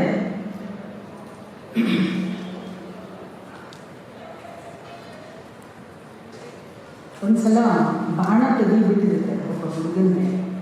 ಅವನು ಎದುರೇ ಬಿದ್ದರೆ ಬುದ್ಧನ ಒಂದು ಪ್ರಶ್ನೆ ಕೇಳ್ತಿರ್ತಾನೆ, ದೇವರು ಇದಾನ ಇಲ್ಲ, ಭೂಮಿ ಶಾಶ್ವತನ ಇಲ್ಲ, ಆತ್ಮ ಶಾಶ್ವತನ ಇಲ್ಲ. ಕೊನೆಗೆ ಸಿಟ್ಟತ್ಬಿಟ್ಟು ಇವನು ಉತ್ತರ ಏನು ಹೇಳಲಿಲ್ಲ. ಆಗ ಅವನಂತಾನೆ, ನೋಡು ನೀನು ಉತ್ತರ ಹೇಳಿಲ್ಲ ಅಂತಂದರೆ ನಾನು ನನ್ನ ಶಿಷ್ಯತ್ವ ಬಿಟ್ಟು ಹೋಗ್ಬಿಡ್ತೀನಿ ಅಂತ. ಆಗ ಬುದ್ಧ ಅಂತಾನೆ, ಇದಕ್ಕೆ ಉತ್ತರ ಹೇಳಿದ್ರೆ ಮಾತ್ರ ಇಲ್ಲಿ ನಾನು ಸೇರಿಸ್ಕೊಳ್ತೀನಿ ಅಂತ ನಿನ್ನೇನು ಅರ್ಥ ಆಗ್ತೀನಿ ನಾನು ಇಲ್ಲ. ಆಗ ನೀನು ಆಡ್ತಿರೋದು ಆಟ ಹೆಂಗದೆ ಅಂತಂದರೆ, ಎದೆ ಬಾಣ ನಾಟ್ಕೊಂಡ್ಬಿಟ್ಟಿದ್ದಾರೆ ಹುಡುಗನಿಗೆ, ವಿಷ ತುಂಬಿರುವಂಥ ಬಾಣ. ಅಪ್ಪ ಅವ್ವ ಎಲ್ಲರೂ ಓಡೋಗಿ ಡಾಕ್ಟರ್ನ ಕರ್ಕೊಂಡ್ಬರ್ತಾರೆ. ಅದನ್ನು ವಿಷದ ಬಾಣ ತೆಗೆದು ನಿಸೂರಲ್ಲಿ ಉಸಿರಾಡಲಿ ಮಗ ಬದುಕಲಿಲ್ಲ ಅಂತ. ಆದರೆ ಅವನು ಬಾಣ ಯಾವುದರಿಂದ, ಯಾವ ಮೆಟಲಿಂದ ಮಾಡಿದೆ, ಎಷ್ಟು ಶಾರ್ಪ್ ಇದೆ, ಎಷ್ಟು ಆಳಕ್ಕೆ ಹೋಗಿದೆ, ಯಾವ ಜಾತಿಯನ್ನು ಅದನ್ನು ಮಾಡ್ದ, ಈಗೆಲ್ಲ ಉತ್ತರ ಹೇಳಿದ್ರೆ ಮಾತ್ರ ನಾನು ಬಾಣ ತೆಗೆಸ್ತಿದ್ದೀನಿ ಅನ್ನೋ ಮೂರ್ಖ ಹುಡುಗನ ಕಾಣಿಸ್ತೀಯ ನೀನು ನನಗೆ. ಅವನಿಗೆ ಬಾಣ ಚುಚ್ಕೊಂಡಿದೆ, ಈ ಸಫರಿಂಗ್, ಆ ಸಫರಿಂಗ್ ಮೊದಲು ನಾನು ಈಚೆ ತೆಗಿಬೇಕು, ಬಾಣ ತೆಗಿಬೇಕು ಅಂತ ಅಂದ ಬುದ್ಧ. ಹಾಗೆ ನಾವು ಭಾರತೀಯರು, ನಮ್ಮ ಧರ್ಮ ಭಾರತೀಯತೆ, ನಮ್ಮ ಧರ್ಮ ಗ್ರಂಥ ಸಂವಿಧಾನ, ಈ ಸಂವಿಧಾನದ ಬಗ್ಗೆ ನಾವು ತುಂಬ ಚರ್ಚಿಸಿದ್ದೀವಿ. ಅದರ ಮಿತಿ ಬಗ್ಗೆ ಮಾತಾಡಿದ್ದೀವಿ. ಆಳ, ಅಗಲ, ಉದ್ದ, ಎತ್ತರ, ಅದ್ಭುತಗಳನ್ನು ಇಷ್ಟೂ ಕಾಲ ನಾವು ಚರ್ಚಿಸಿದ್ದೀವಿ. ಈಗ ಅದನ್ನು ಜನರ ದುಃಖ, ಸಂಕಟ, ಅನ್ಯಾಯಗಳ ಶಮನ ಮಾಡಲು, ಜನರನ್ನು ತೆಗೆದುಕೊಂಡು ಹೋಗಲು ನಾವು ಬದ್ಧರಾಗಬೇಕು. 23ನೇ ವರ್ಷಕ್ಕೆ ಕಾಲಿಟ್ಟಿದ್ದೀವಿ, ಅದಕ್ಕೆ ನಾವು ಬದ್ಧರಾಗಿದ್ದೀವಿ ಅನ್ನೋ ಕನ್ವಿಕ್ಷನ್ ನಾವು ಇಟ್ಕೊಳ್ಬೇಕು.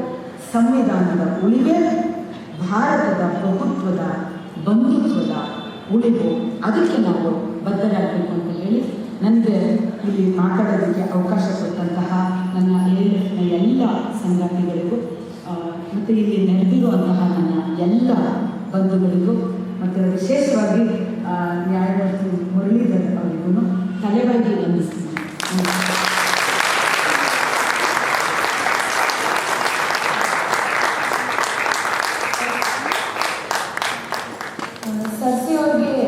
ಧನ್ಯವಾದಗಳು. ವಿಸ್ತಾರವಾಗಿ ALF ಮತ್ತೆ ಕಲೆ ಜೊತೆಗೆ ಅವರ ಪಯಣ ಯಾವ ರೀತಿ ಇದ್ದಿದೆ ಅಂತ ಹೇಳಿದ್ದಾರೆ.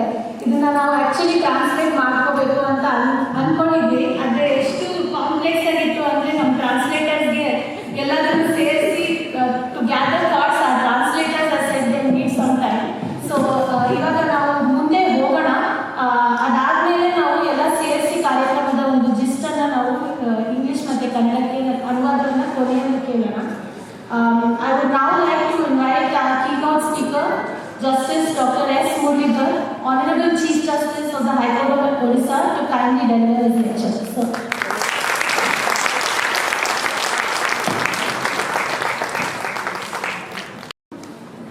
good afternoon, everyone.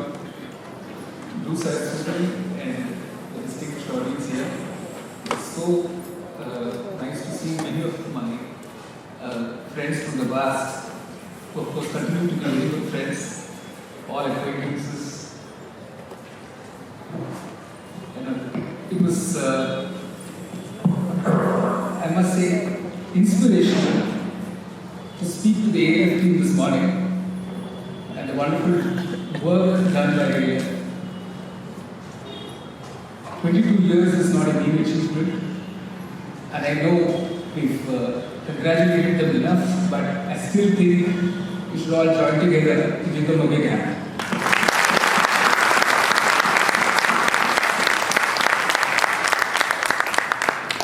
I know how difficult it is to do difficult cases, challenging cases in a hostile environment. It took me back to the days of lawyering, when many of the causes wouldn't get the kind of audience it was expected to get. But these young lawyers are doing it day in and day out, and over a range of issues. And they're also engaging with the law institutions, not just in their capacity of lawyers, but also, like Saraswati was saying, in other fora as well. They're producing literature, and there's a lot of energy here which is inspirational, and I'm very, very happy to be here on this very historic occasion for it. I ask myself very often when I come to meetings like this, in what capacity am I speaking? The correct answer would be I'm definitely not speaking in the capacity as a Chief Justice of the High Court. I'm perhaps speaking in the capacity of a person who is engaged in the law for almost 4 decades, learned the law through a whole series of experiences, essentially first as a lawyer and then as a judge, which has been very educative and very humbling. So it is in that capacity I address all of you. I know the topic is vast. I know it's a hard act to follow to Saraswati, the passion that she brings into what she's saying and the sources that she draws from. I didn't follow many of the vachanas she was speaking about, reporting, but I could see the passion and the emotion that went through it and through her when she shared it with all of us. And it was important for us to listen to this perspective of how we look at the Constitution and the laws and the systems. When this topic was suggested to me by Basawa, the challenges ahead and the Constitution is a document for social reform, and I started thinking about it, I said maybe we could have an alternative title to this topic. And for me, what appealed better was the transformative potential of the Constitution, something that Poorna spoke about in her introduction. The transformative potential of the Constitution in the context of social reform and the challenges that we're going to face, and we have faced in the past and that we will face hereafter. I wanted to begin where it all began as far as the Constitution is concerned, the Constituent Assembly, which had a variety of persons of various walks of life, very enlightened women.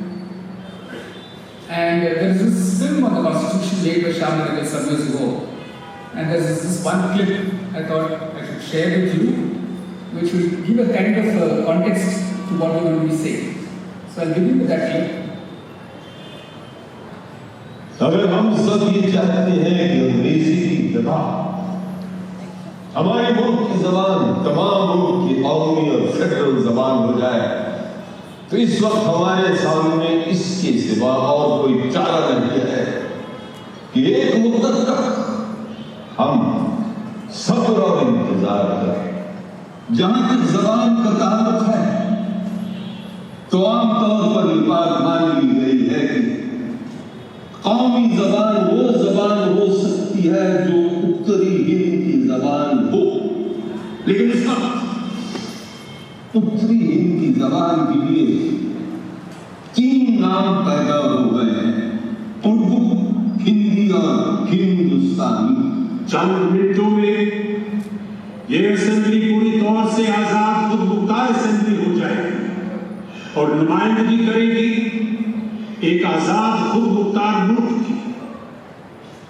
हमने एक मंजिल पूरी की है और आज उसकी खुशियां मनाई जा रही है, लेकिन ये भी हम जानते हैं कि हिंदुस्तान भर में खुशी नहीं है। We are going to enter into a life of contradictions. In politics, we will have equality. And in social and economic life, we will have inequality. In politics, we will be recognizing the principle of one man, one vote, and one vote, one man. In our social and economic life, we shall, by reason of our social and economic structure, continue to deny the principle of one man, one man. Committee में इस विषय को लेकर 2 तरह के मत थे। एक ये राय थी कि नागरिकों को ज्यादा से ज्यादा अधिकार देने चाहिए, जिनकी बिना वे सीधी तरह अदालत में जाकर अपने हक सिद्ध करवा सके। और दूसरी ओर ये राय थी कि बहुत ही कम मगर अहम मूल अधिकारों तक फंडामेंटल राइट को सीमित रखना ही उचित होगा। Mr. President, the flame of God is invoked by every nation upon earth, and God is an impartial entity, and he should be allowed to remain so. With these words, I appeal to Mr. Kamath not to put us into any embarrassment of voting upon God. It is said that the state should, within a period of 10 years, introduce free compulsory education. Let us assume that the state does not do so. Then, can any court of law enforce it? Against whom? In case a decree is granted by court of law, who will carry it out? If the government does not carry it out, can the High Court or Supreme Court enforce it? The great problem in providing for and guaranteeing fundamental rights in any constitution is where to draw the line between personal liberty and social control. True liberty can flourish only in a well-ordered state, and when the foundations of the state are not imperiled. The problem of minorities has been solved by common agreement in a manner satisfactory to the various parties concerned, and the draft constitution merely seeks to give effect to the agreement reached. जब आज वर्षों के संघर्ष और जद्दोजहद के बाद हम अपने देश के शासन की बागडोर अपने हाथों में लेने जा रहे हैं, हमें उस परम पिता परमात्मा को याद करना चाहिए जो मनुष्यों और देशों के भाग्य को बनाता है। This then was the anxiety of those who met when they considered the final draft of the Constitution on 25th November 1949. If you went through the Constitutional Assembly debates, and it's not just these stalwart speakers whom we saw on the screen performed all by these wonderful actors, there were sharp differences on how we viewed the role of the state and what were the means of realizing the transformation from subject to citizen. Anxieties of the partition, related violence looming large, there were concerns on justiciability of rights. We saw Sardar Patel voice it, Kamath voice it, social and economic inequality, Babasaheb Ambedkar spoke about it, religion and secularism, personal liberty and social control, which Alani Krishnaswamy spoke about. The Constituent Assembly was also about debating about due process, land reforms, reservations, rights of minorities, and what should remain in Chapter 3 of Fundamental Rights and what should be shifted to the directive principles of state policy. Part 4 of the Constitution. There was an undoubted influence of foreign laws on constitutions. We borrowed quite extensively from the Irish Constitution, from the US Constitution. But there were also features peculiar to the lived Indian life. And I think full credit for that should go to Babasaheb and Ambedkar. If we look at the preamble, I'm so happy to see the preamble, and I was very moved that Saraswati made us read the preamble. I can share with you that in these 2 years in Orissa, one thing that has been achieved is that in every court in Orissa, from the smallest to the highest, we have the preamble prominently displayed both in English and in Odia. Because I think that is the starting point for all our actions within those spaces in the court. Take the preamble.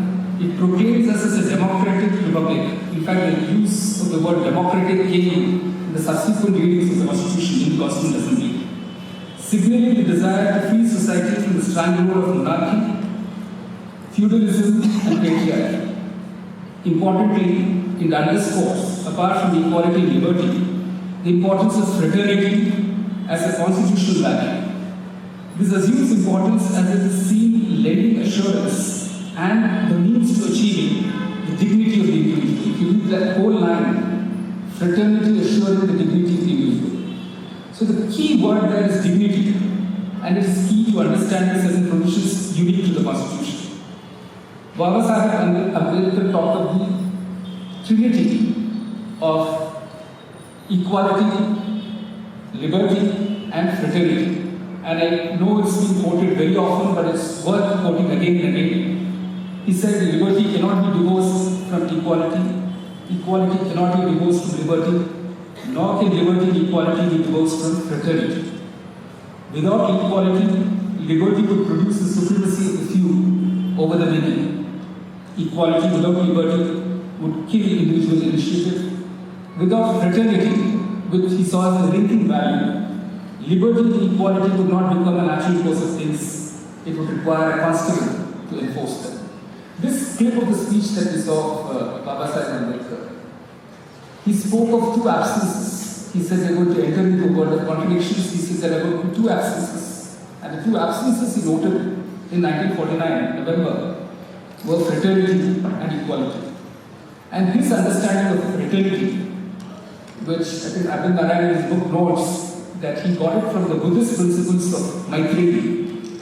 Fraternity means a sense of common brotherhood of all Indians. This is Babasaheb's words, of Indians being one being. It is the principle which gives unity and solidarity to social life. The provisions of the Indian Constitution that stand out as products of lived experience of Indian life are Articles 15, 17, and 23. Each of them brings in an element of horizontality of rights. We understand rights as being enforced against the state, about state needing to protect and enforce rights of citizens. But these provisions talk about how we should be towards each other. And that's why we call that horizontality of rights. And that is always severely tested when we talk of this theme of Constitution as a document for social reform. Article 15 of the Constitution is titled Prohibition of Discrimination on Grounds of Religion, Race, Caste, Sex, or Place of Birth. The clause that we need to focus on is Clause 2 of Article 15, which says, no citizen shall, on grounds only of religion, race, caste, sex, place of birth, or any of them, be subject to any disability, liability, restriction, or condition with respect to two things: access to shops, access to public restaurants, access to hotels, access to places of public entertainment, or, and this is so crucial, the use of wells, tanks, bathing guards, roads, and places of public resort maintained wholly or partly out of state funds or delegated to the use of the general public. If you go back in India's legal and political history, the Maharana Satyagraha of 1927 was such an important milestone where Babasaheb Ambedkar led a whole section of people to go into the common tank and take water, cup it in his hands and drink. Of course, it met with a lot of resistance, but it was a very, very important step in our legal and political history. That lived experience of discrimination, of humiliation over the years is what saw these provisions in the Constitution being written. You will not find provisions like Article 17, abolition of untouchability, Article 23, prohibition of traffic in human beings and forced labor. These are provisions unique to the Indian Constitution. Both Articles 17 and 23 are unique because they also talk of an offence. Normally, an offence is described in a penal statute, not usually in a constitution. Maybe the Indian Constitution is one of its kind when it describes these two as offences: untouchability and traffic in human beings and begar. We have statutes that try to operationalize these provisions, and I'll be talking about it in a short while. But it's been a challenge to make them actually work on the ground in Indian society. Because, like I said earlier, it tests our understanding of horizontality of rights. When they use the word democracy in the Indian Constitution, and all this what I'm going to say is Dr. Ambedkar's words in the Constituent Assembly, they understood democracy as being political democracy, about, you heard me speak, one man, one value, one man, one vote, peaceful transfer of power through universal franchise and free and fair periodic elections.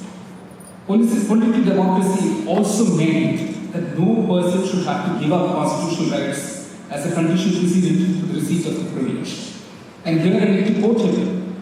And this is 24th March 1947. And you can see the anguish in how he says it. Ask those who are unemployed whether what are called fundamental rights are of any value to them. If a person who is unemployed is offered a choice between a job of some sort, with some sort of wages, with no fixed hours of labor, and with an interdict on joining a union and the exercise of his right to freedom of speech, association, religion, etc., can there be any doubt as to what his choice will be? How can it be otherwise? The fear of starvation, the fear of losing a house, the fear of losing savings if any, the fear of being a recipient of charity, the fear of having to be burned or buried at public cost are factors too strong to permit a man to stand up for his fundamental rights. The unemployed are thus compelled to relinquish their fundamental rights for the sake of securing the privilege to work and to subsist. These words echo strongly in today, and these are the questions we need to ask ourselves when we talk of the challenges ahead of us. Importantly, he spoke of what he understood as social democracy. He said, political democracy cannot last unless there lies at the base of it social democracy. And what does social democracy mean? It means a way of life which recognizes liberty, equality, and fraternity as the principles of life. You will find a reflection of this both in Articles 38, 1 and 2 of the Constitution. He also spoke of the socialist pattern of economic democracy. So we've spoken of political democracy, we've talked of social democracy, and now we're speaking of economic democracy. And he says it connotes the distribution of wealth and material resources to subserve the common good. And this you find expressed in Article 39 of the Constitution. Dr. Ambedkar made a seismic shift in having these provisions not incorporated in Part 3 of the Constitution but in Part 4, the Directive Principles of State Policy. And when he was asked about it, he said we should remain the relevant policy because according to him, those in government cannot afford to ignore them. That was his expectation.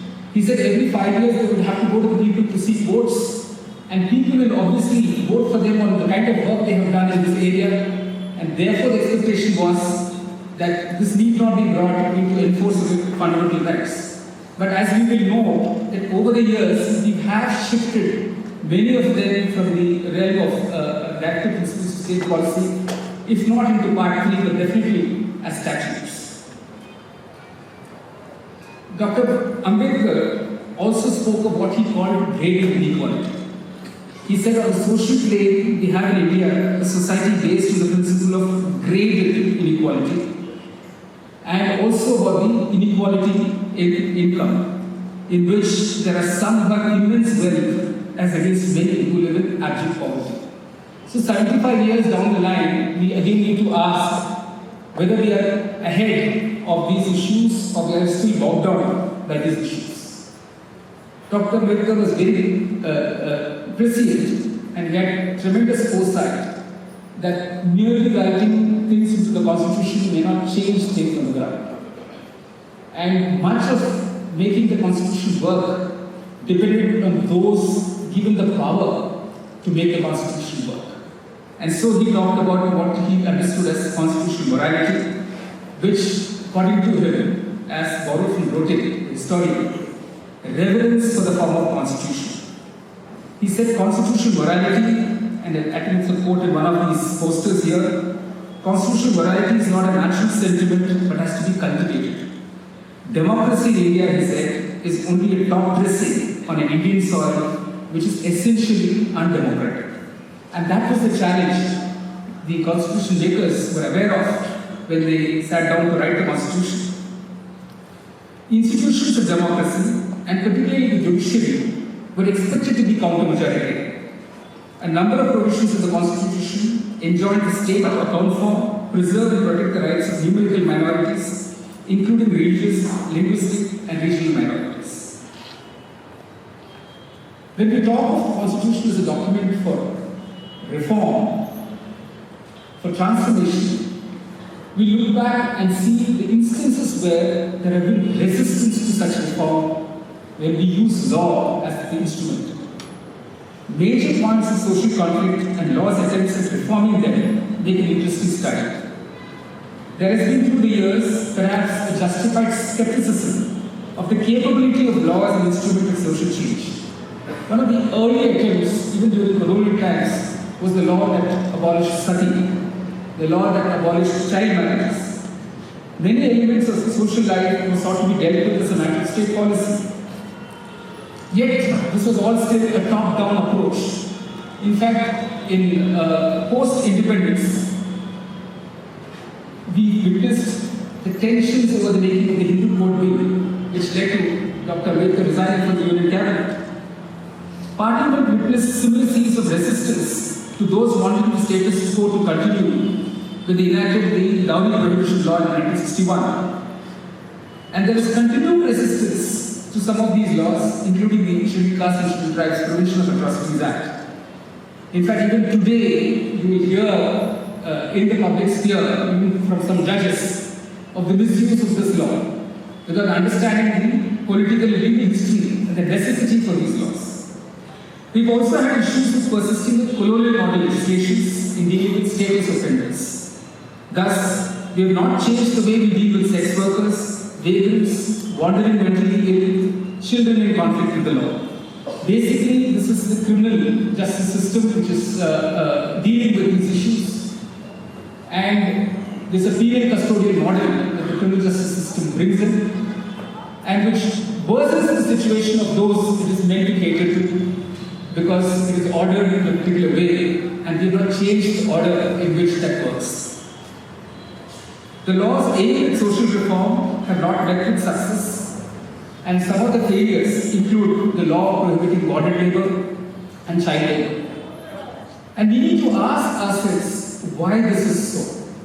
Why this making a law and using law as an instrument for social change has not worked. We have also persisted with preventive detention laws. Even in the Constituent Assembly, you will find intense debates on retaining a preventive detention law, which was used against many of them in the Constituent Assembly. Many of them had served time in prison because of the Defense of India laws. Yet, they persisted with retaining preventive detention as a legal instrument for social control.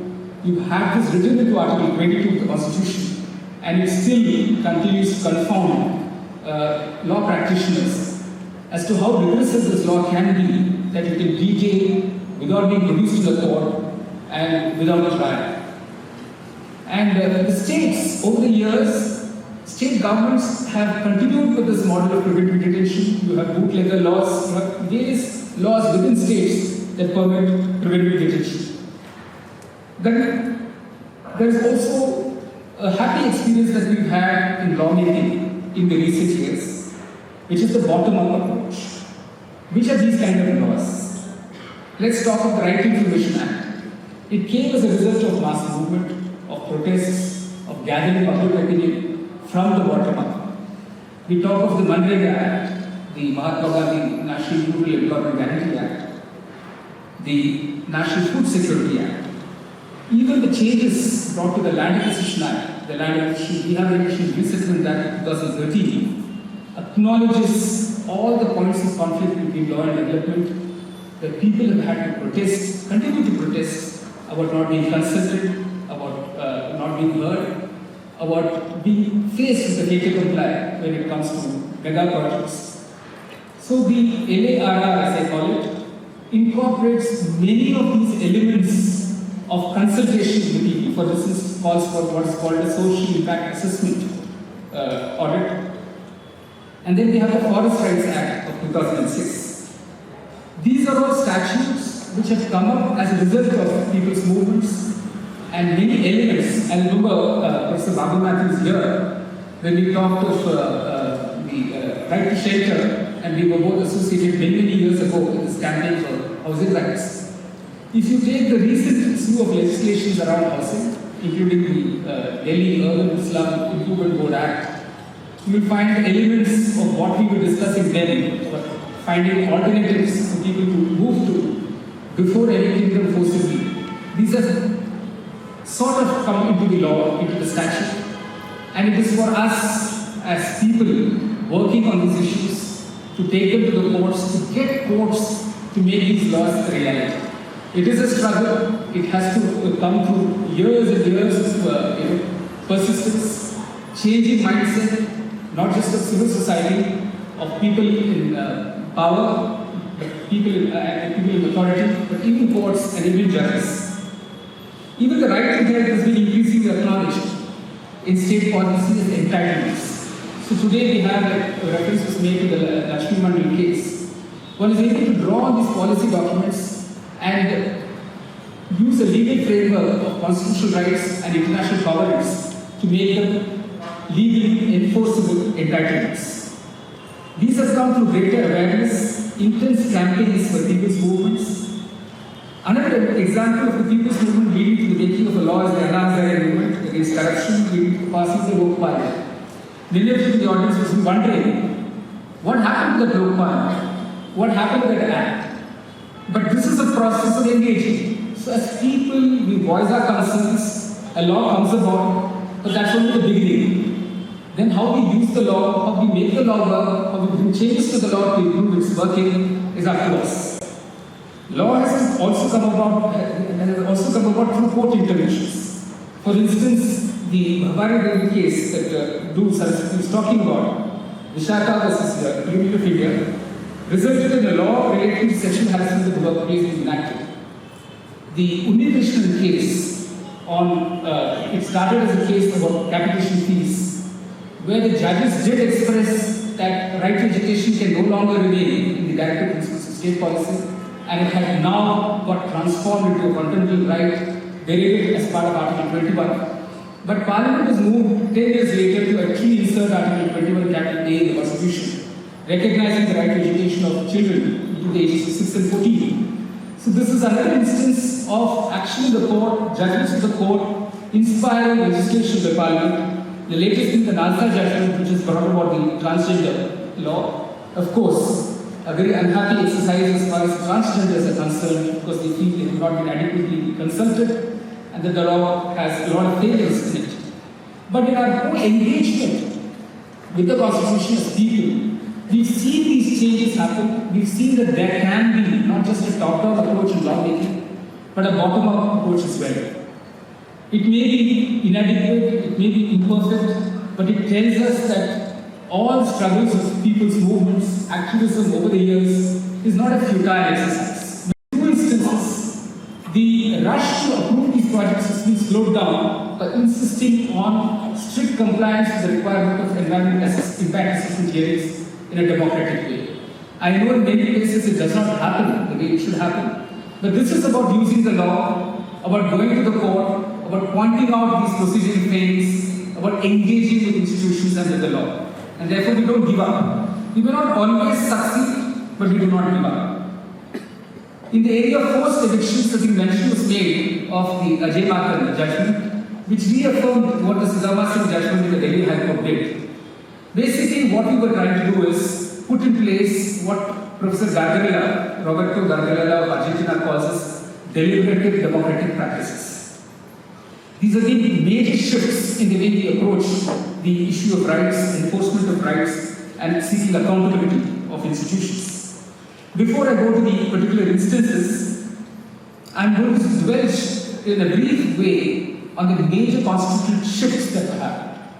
If you go back in constitutional history, I think one major shift was the First Amendment itself that brought in the 9th Schedule, that brought in Article 31A, 31B, which sought to insulate challenges to law reform measures in the courts. Then you have a major shift happening in 1973 when the 13-judge bench of the Supreme Court handed down the Keshav case and told us what are the elements constituting the basic structure of the Constitution. They identified secularism, they identified federalism, they identified fundamental rights, they identified free and fair elections, they identified independence of judiciary. The significance of that moment was realized in the following years when many of the constitutional amendments were tested on the touchstone of these basic elements, the basic features of our Constitution. Thus, in the Bombay case, they could use secularism to strike down the declaration of President's rules in 3 states. In fact, after the Bombay judgment, the instances of use of Article 356 to impose President's rule has come down dramatically. So these are major shifts in constitutional history in bringing about changes which are very significant. The other very significant change is the 73rd and 74th Amendment, which lent constitutional status to Panchayat Raj institutions and Nagar Mahapalikas. It has shifted the way the politics is practiced. It has, maybe imperfectly, attempted at decentralizing power in the hands of smaller bodies and also giving them legislative power. Now there are therefore these provisions of the Constitution which need to be worked, which need to be engaged with to make it effective.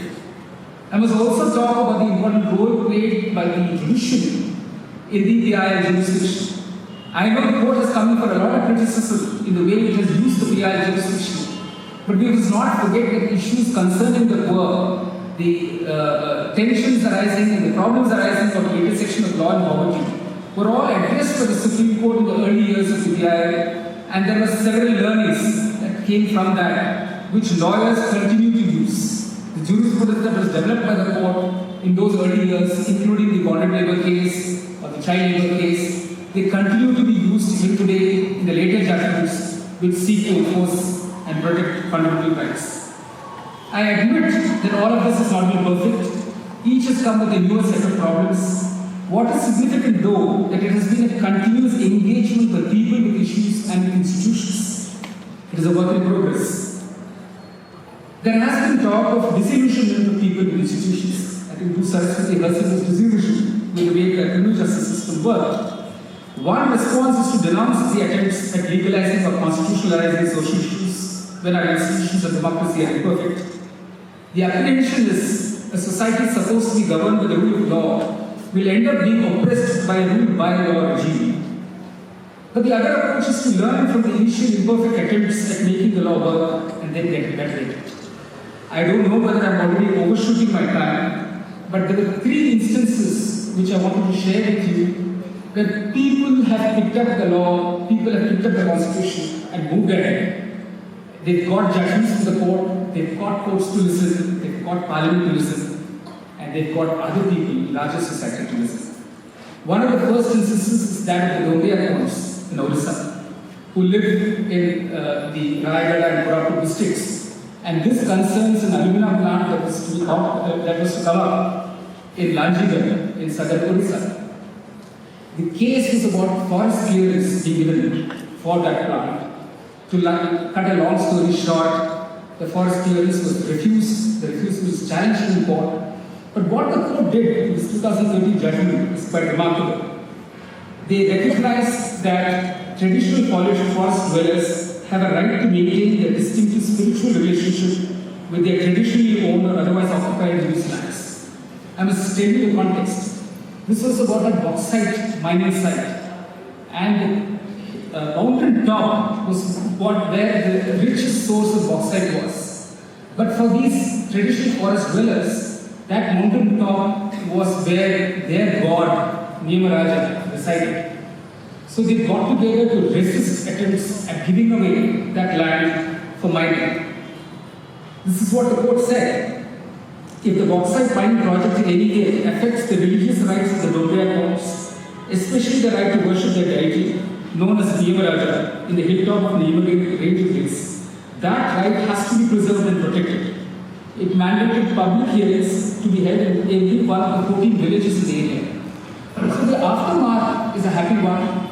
All the 14 Gram Sabhas unanimously voted against the project, as a result of which the permission was refused, and that continues until today. So this is one happy instance of people's movements gathering public opinion, making courts listen, recognize and enforce their rights, and the result is there for all of us to see. I'm not saying that in every other instance there has been this success, but we need to pick up from these instances of success of people's movements, of people engaging in the constitution with the courts to see what has worked, how it has worked, and how we can replicate those successes. Institutions of representation purporting to symbolize democracy may have belied the expectation of government speak for the people, by the people, of the people. This is what has been raised, the calls for substituting real democracy with real democracy, which some people call as deliberative democracy, in which representatives will be accountable to the public at large, and there has to be a large degree of reflection both within the citizenry and with the government itself.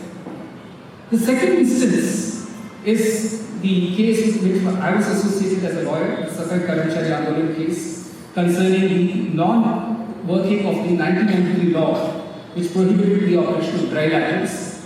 Even though the case was pending in the Supreme Court, the government came up with the 2013 law which prohibited manual scavenging and also sewer cleaning. And we had a wonderful judgment from the Supreme Court which mandated for every sewer cleaning death, 10 lakhs of compensation should be paid, and then entering sewer lines without safety gears should be made a crime. Railways should take time-bound strategy to enter manual energy contracts, and rehabilitation must be based on principles of justice and transformation. Now, this is a judgment given in 2013, but what the community did, which is what is remarkable, what the community did was not stop with just this judgment, but take it forward. And here I just want to share a small clip of the Mahila Mukti Yatra, which took place in 2013 across India.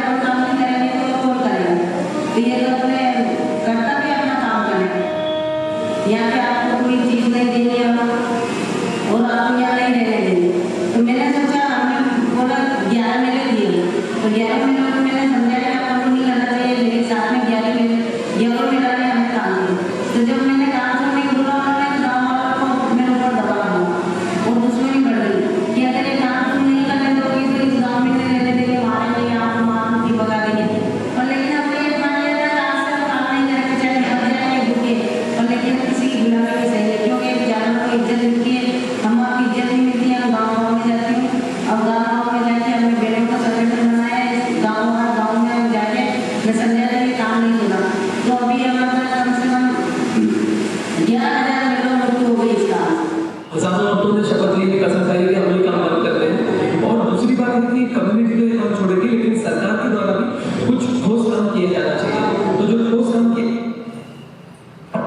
one really needs to have a big salam to these women who acted with tremendous courage in emancipating themselves and helping others emancipate themselves from this most humiliating work.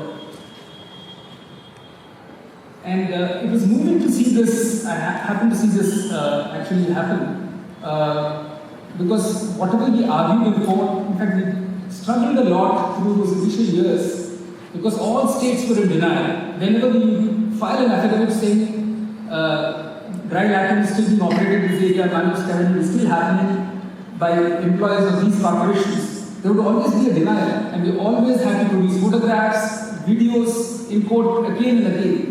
Even about cleaning railway tracks. I'm not sure that we've succeeded fully in having this practice completely eliminated, but it is a work in progress. From the judgment in of the Supreme Court, as far as sewer cleaning is concerned, in Orissa I've been able to provide relief in instances of manhole decks, which are still happening all over the country, and so there's still a lot of work to be done in this area. The third set of third instance, I would say, of groups going to the court and getting judgments which then resulted in making a law. I mentioned already the transgenders and the Nalsa judgment, but also the sexual minorities. When we delivered the last judgment in 2009, July 2nd, and it was being read out in court, Justice Shah and I could actually see people break down before us. We knew that something had happened on that day which would not be reversed thereafter. It helped people come out, it helped people recognized as full citizens, not having to be living in isolation, in fear. And although we had a setback when it got reversed by the Supreme Court initially, it's now been reaffirmed in a major way in the Naftel Johar case. And yet, it's only the beginning. I think societal attitudes have still to change, and we have to still learn and go a long way in accepting this as part of our society. Much needs to be done. I'm cutting a speech short now because I know I'm running out of time. Some of the major areas of challenge we face as civil society, and I'm asking these questions of all of us. What kind of a world are we leaving for our children and future generations? Are they safe, secure? Are they able to breathe good air, enjoy good health, get meaningful education? Are they protected from violence, strife, prejudice and hate? How are we treating our women?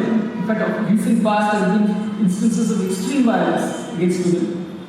Have we been able to emerge from the stranglehold of feudalism and patriarchy? Or are we witnessing increased forms of caste-based oppression, honor killings, hate crimes, which is exacerbated by the social media?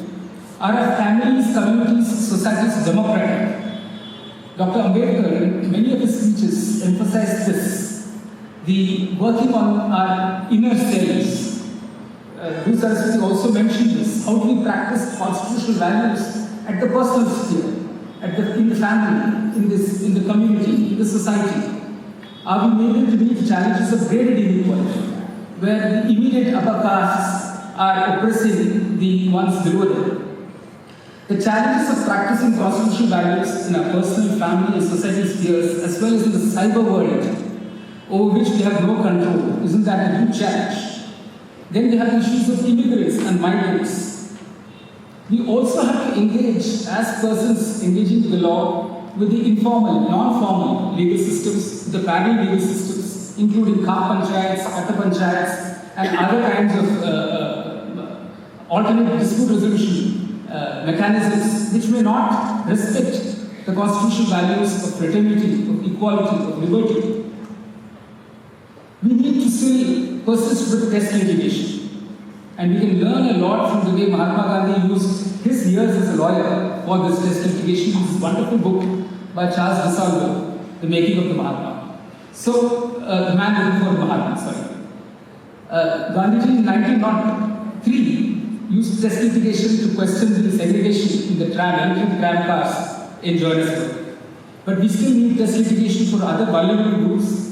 Groups that come to my mind are ragpickers, workers in mortuaries. These are less noticed persons, workers in crematoria across India. Our social institutions of family, association, community and society are perhaps inherently undemocratic. We do not appear to have internalized the aspect of horizontality of rights that pervades Articles 15, 17, 21, 23, and even 25. Saraswati spoke so passionately about using culture as a vehicle for advancing constitutional values and rights. Just as the word dignity is the key to understanding these provisions, as is the word horizontal rights, to understanding the constitutional morality underpinnings of the dreamt Indian social life, dreamt by the constitution makers. We need to ask ourselves whether we are moving towards this ideal or away from it. Are we more inclusive? Are we more accommodating of religious, caste, racial and cultural differences? Or are we making access to basic needs difficult for our fellow beings? Do our matrimonial ads and choice of tenants in cities tell us something? Are we ghettoizing populations that are numerical minorities?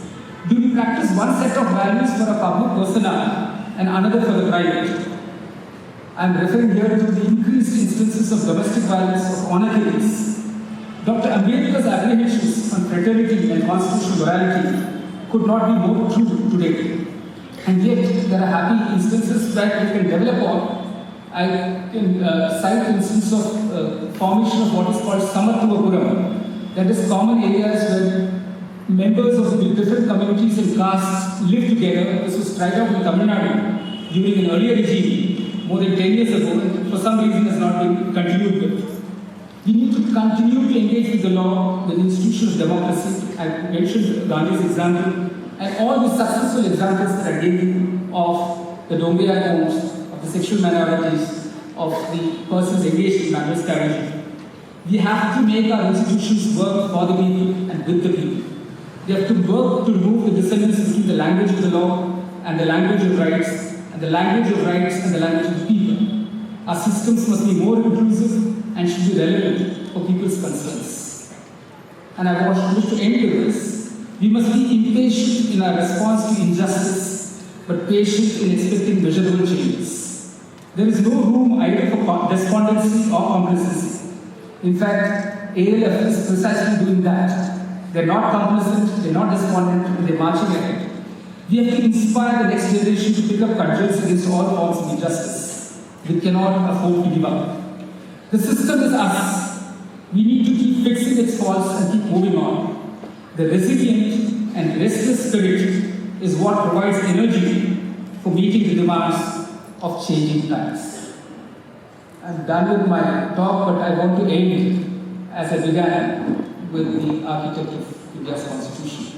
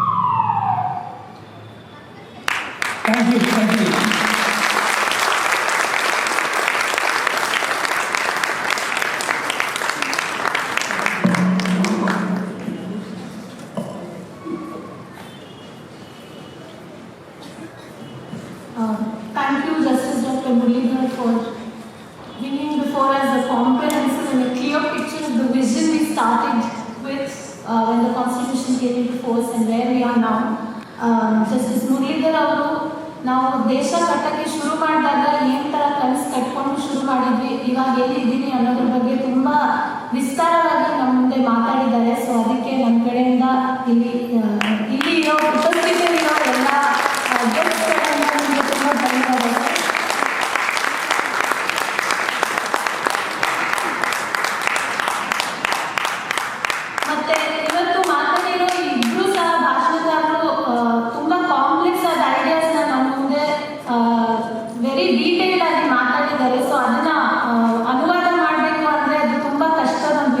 ಆಗುತ್ತೆ. And ಅದಕ್ಕೇ ಇನ್ನೊಂದು ಅರ್ಧ ಗಂಟೆ ಹಿಡಿಬೋದು.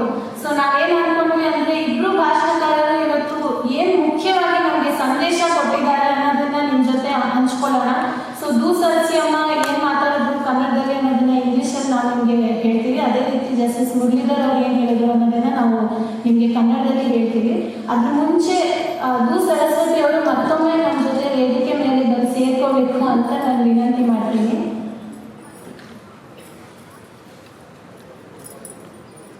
Thank you. ಈಗ ಸಂಕ್ಷಿಪ್ತವಾಗಿ ಇಬ್ಬರು ಇವತ್ತಿನ ಸ್ಪೀಕರ್ಸ್ ನಮ್ಮ ಮುಂದೆ ಏನು ಸಂದೇಶ ಕೊಟ್ಟಿದ್ದಾರೆ ಅನ್ನೋದನ್ನ ನಮಗೆ ತಿಳಿಸ್ಕೊಡ್ಲಿಕ್ಕೆ ವಿನಯ್ ಶ್ರೀನಿವಾಸ ಅವರು ಬರ್ತಾ ಇದ್ದಾರೆ. ಅವರು ಪರ್ಯಾಯ ಕಾನೂನು ವೇದಿಕೆಯಲ್ಲಿ ಕಳೆದ 10 ವರ್ಷಗಳಿಂದ ಕೆಲಸ ಮಾಡ್ತಾ ಇದ್ದಾರೆ. ವಿನಯ್ ಅವರೇ.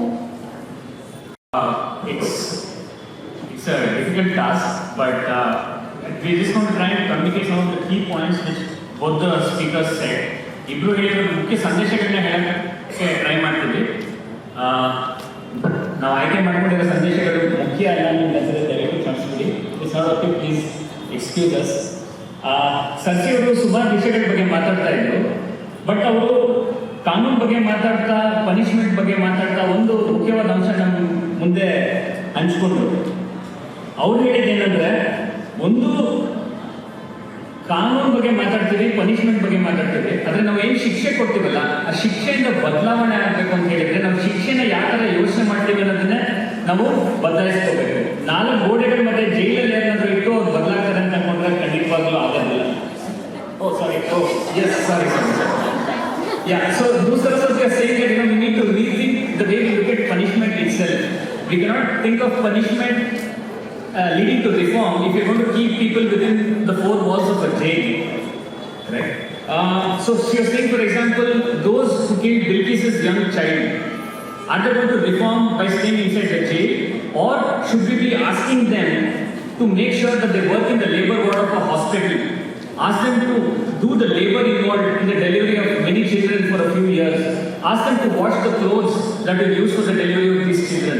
Perhaps something like this is what will lead to a change in the mindset and not the way punishment we think of now. She also spoke of something which Justice Muralidhar also said, that if we want the Constitution's ideals to come forward to society, the values of the Constitution should be the values in our homes. And if we want the values of the Constitution to be the values of our homes, it is not just the law that we need to look at, but also culture and art that we need to look at.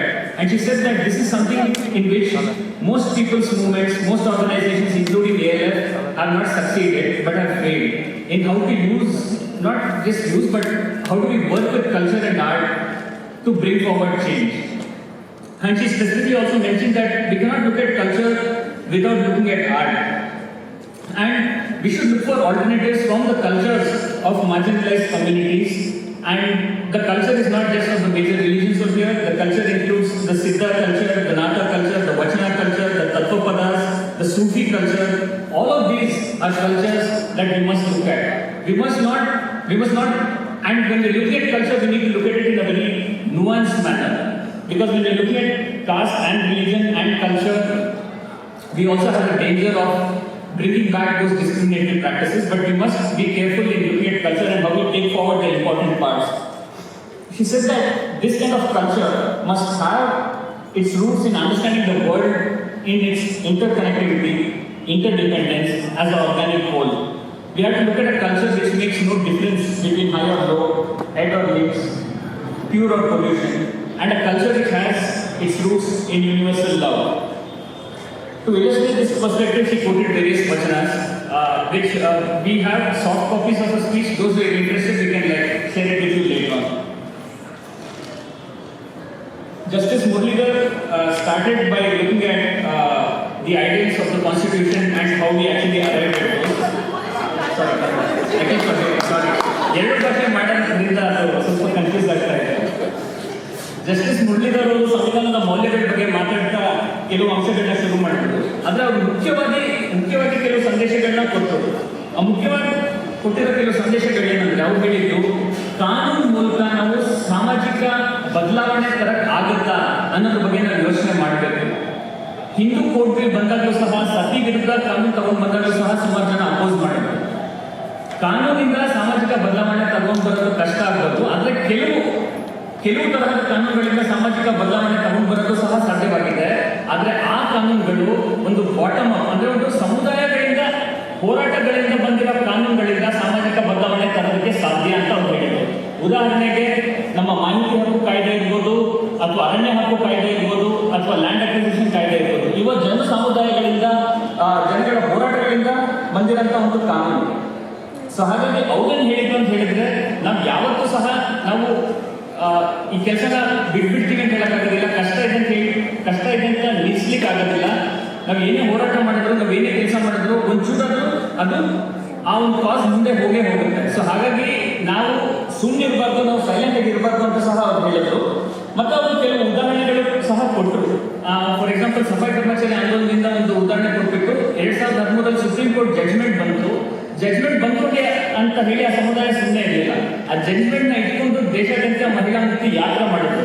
So ಅಂದ್ರೆ ಅವ್ರು ಹೇಳ್ತಾ ಇರೋದು, ಜನ ಚಟುವಟಿಕೆಗಳು ಮತ್ತು ನಾವೆಲ್ಲರೂ ಸಹ ಒಂದು ಹೊಸ ಕಾನೂನುಗಳು ಬರೋದಕ್ಕೂ ಹೋರಾಡಬೇಕು. ಆ ಕಾನೂನು ಬಂದ್ಮೇಲೆ ಆ ಕಾನೂನು ವಾಪಸ್ ಜನಗಳ ಹತ್ರ ತಗೊಂಡು ಹೋಗೋದಕ್ಕೂ ಸಹ ನಾವು ಹೋರಾಡ್ತಾ ಇರಬೇಕು. ಮತ್ತು ಅವರು ಹೇಳಿದ್ದು, ಸರಸ್ವತಿ ಅವರು ಹೇಳಿದ್ದು ಒಂದೇ, ಸಂವಿಧಾನದ ಮೌಲ್ಯಗಳು ಮನೆಯಲ್ಲಿ ಮೌಲ್ಯಗಳಾಗಬೇಕು. ಸಂವಿಧಾನದ ಮೌಲ್ಯಗಳು ಮನೆಯಲ್ಲಿ ಮೌಲ್ಯಗಳಾದಾಗಲೇ ನಮ್ಮ ಸಮಾಜದಲ್ಲಿ ಬದಲಾವಣೆ ತಗೊಂಡು ಬರೋಕ್ಕಾಗುತ್ತೆ ಅಂತ ಹೇಳಿ, ಎಸ್ಪೆಷಲಿ ಸಂವಿಧಾನದಲ್ಲಿ ಏನು ನಾವು ಹಾರಿಜಾಂಟಾಲಿಟಿ ಬೇಸ್, ನಾವು ಒಬ್ಬರನ್ನೊಬ್ಬರು ಹೇಗೆ ಒಬ್ಬರೊಬ್ಬರ ಜೊತೆ ಹೇಗೆ ನಡ್ಕೊಂತೀವಿ ಅಂತಿದೆಯಲ್ಲ, ಅದೇ ನಮ್ಮ ಮುಂದೆ ಇರೋ ದೊಡ್ಡ ಸವಾಲು. ಅದ್ರ ಬಗ್ಗೆ ನಾವು ಯೋಚನೆ ಮಾಡಬೇಕಾಗುತ್ತೆ. ನಾವು ಒಬ್ಬರೊಬ್ಬರ ಜೊತೆ ತಾರತಮ್ಯ ಇಲ್ಲದೆ ನಾವು ಹೇಗೆ ಕೆಲಸ ಮಾಡಕ್ ಆಗುತ್ತೆ ಅನ್ನೋದ್ರ ಬಗ್ಗೆ ಯೋಚನೆ ಮಾಡಬೇಕು. ಒಂದು ಹೇಳಿದವರು, ಇದು ಸುಮ್ಮನಿರ ಒಂದು ಕಾಲ ಅಲ್ಲ, ಅಥವಾ ಎಲ್ಲ ಕಳ್ಕೊಂಡಿದ್ದೀವಿ ಅಂತ ಸುಮ್ಮನೆ ಕೂತ್ಕೊಳ್ಳೋಕ್ಕೂ ಸಹ ಆಗೋದಿಲ್ಲ. ಇನ್ನೂ ಪಡ್ಕೊಳ್ಳೋದು ತುಂಬಾ ಇದೆ. ಆ ಪಡ್ಕೋಬೇಕು ಅಂತ ಹೇಳಿದ್ರೆ ನಾವು ನಿರಂತರವಾಗಿ ಕಂಟಿನ್ಯೂಸ್ ಆಗಿ ನಾವು ಹೋರಾಟ ಮಾಡಬೇಕು ಅಂತ ಹೇಳಿ ಅದು ಮಾತು ಮುಗಿಸಿದ್ರು. ಧನ್ಯವಾದಗಳು. ಧನ್ಯವಾದಗಳು. ಸಂಗತಿಗಳು ಸ್ವಲ್ಪ ತಡ ಆಗಿದೆ ಗೊತ್ತಿದೆ. ಒಂದೇ ಒಂದು ಹಾಡಿದೆ, ಅದು ಆ ಹಾಡು ಆದ್ಮೇಲೆ ಕಾರ್ಯಕ್ರಮ ಮುಕ್ತಾಯ ಆಗುತ್ತೆ. ಊಟ ಕೂಡ ನಾವು ಅರೇಂಜ್ ಮಾಡಿದ್ದೀವಿ. ದಯವಿಟ್ಟು ನಮ್ಮ ಜೊತೆ ಊಟಕ್ಕೂ ನೀವೆಲ್ಲ ಸೇರ್ಕೋಬೇಕು ಅಂತ ನಾನು ಕೇಳ್ಕೊತೀನಿ. ಮುಂದೆ ಮತ್ತೊಮ್ಮೆ ಗಮನ ಮಹಿಳಾ ಸಂಘದ ಕಲಾತಂಡ ನಮ್ಮ ಜೊತೆಗಿದ್ದಾರೆ. ಅವರು ಕಾರ್ಯಕ್ರಮದ ಅಂತ್ಯದಲ್ಲಿ ಹಾಡಬೇಕಾಗಿರೋ ಗೀತನ ನಮ್ಮ ಮುಂದೆ ಪ್ರಸ್ತುತ ಮಾಡ್ತಾ ಇದ್ದಾರೆ. ಸ್ನೇಹಿತರೆ, ಅವರಿಗೆ ಜೋರಾಗಿ ಚಪ್ಪಾಳೆ ತಟ್ಟಿ ಅವ್ರನ್ನ ಸಾಗಿಸಬೇಕು ಅಂತ ಕೇಳ್ಕೊತೀನಿ. ನಾನು ಹೇಳಿದಾಗೆ ಊಟಕ್ಕೆ ನಾವು ಅರೇಂಜ್ ಮಾಡಿದ್ದೀವಿ. ದಯವಿಟ್ಟು ನಮ್ಮ ಜೊತೆ ಇರಿ. ಊಟ ನಾವು ಜೊತೆಗೆ ಮಾಡಿ ಅದಾದ್ಮೇಲೆ ಹೊರಡೋಣ. ಓ ಸೋದರರೇ,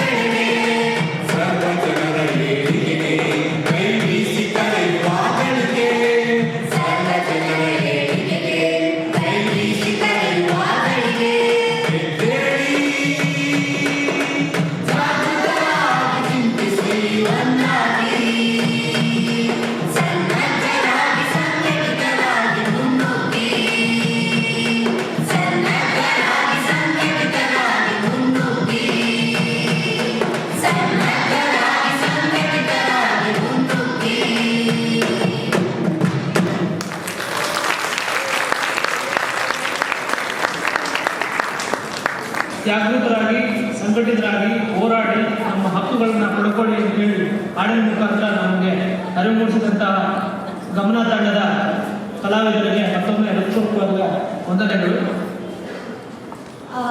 Before we call upon our colleagues for the vote of thanks, we're very delighted to share with all of you the fact that all of ALF's archives and all the work we've done over the years is now available on a new website that Aishwarya will be sharing for us. We're launching it for the first time today on the day that we mark our 22nd anniversary. It's been almost or perhaps even more than a year of work to move all of ALF's archives to a new platform. That also perhaps speaks of the volume of work that has been done over the years by those who began the institution. So we wanted to do this in the presence of all of you. Thank you.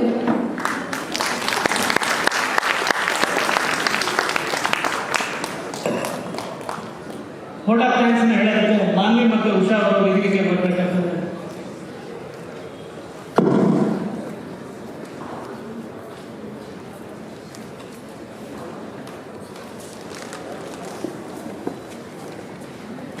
Good afternoon to everybody.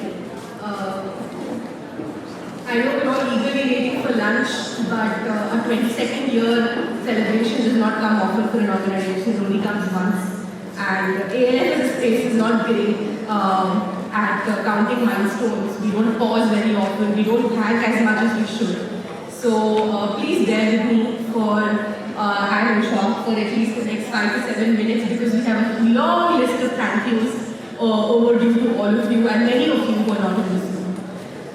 What better way could we have marked our 22nd if not for Justice Muralidhar and Saraswati inspiring us with their words about the Constitution as a people's document, and how do we really think of it in a way that we do it in our families, we apply to our families, we look at it culturally. So I want to start off by thanking Justice Muralidhar and Saraswati for giving us the most inspiring job.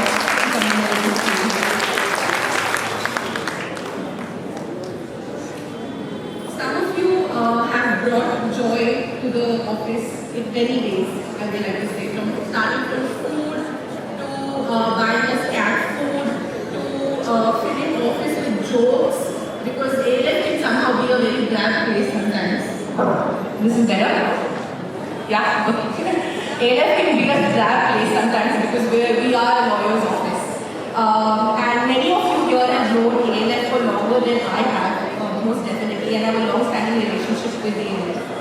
And which is why saying thank you today and doing this vote of thanks is a very overwhelming thing for me especially, I feel, because you all have a long-standing relationship with ALF. So in the next few minutes, if we miss out on a few names and an organization, please know it's unwitting, and I'm certain because of 2.5 decades plus of work, if there's somebody left out, it's not intentional. It's only that there's only so much we can get our older people to tell us the names of. So let me start off by saying the two feline creatures who made ALF more popular in the last decade plus are our cats who are not here with us today. Bobby and Diego, thank you for being an integral part of our office and absorbing a lot of the negative energy that comes there, a lot of positive energy, a lot of shock absorbing that they do there. I want to thank Padma, Bhagyamma, Roshan, Prasad, Shekhar, Tiru and Gopu, who are people who work at Tiru and Gopu are the ones who rejuvenate us with coffee and tea and all the time. Also, and they support everybody in office. And Padma, Lakshma, Bhagyamma, Roshan are people who are working out at office and around office, and they really carry the work at office every day with us. And Prasad really for the comic relief he brings. ALF was built on the intellectual, ideological and cultural foundations laid down by our founders. And some of us also, while we started working here, we didn't know the names of our members of the founders. So just want to start out by recognizing also all of them: Rupa, Chitra Balakrishnan, Sanjay Gavite, Matthew John, Anita Abraham, Sarsu Esther Thomas, and Arti Jasmukor and Arjun. Arti and Arjun were here with us as well, and so was Siddharth and Mohammed. Also want to take all our board members' names who have been around with us Rose, Ramdas, who is also here, Jacob John, Arun Patel, who is no more, Madhu Bhushan, who is also here, Nidhi, she also comes, Narasimhappa sir, who is right here a couple of minutes ago, Swati Sheshadri, and Atri and Arvind, who are here with us, I think even now, they continue to guide us and inspire us with their work and continuously share their relative experience with us, with their younger colleagues. So a very, very big thank you. Chaka, Clifton, Maitri, Avani, Shilpa, Raghu, Manaranjini, Robin, Jawahar, Ruby Harish, Sunil Mohan, Narayan Kasambali, Pratibha, Jayram, Swati Shivanath, Christy, Mandu, Akai, Anthony, Lekha, Savita Siddhi, Kishore, Anuja, APCR, Mercy Angel, Civic, PUCL, Jansaya, Sadhana Mahila Sangha,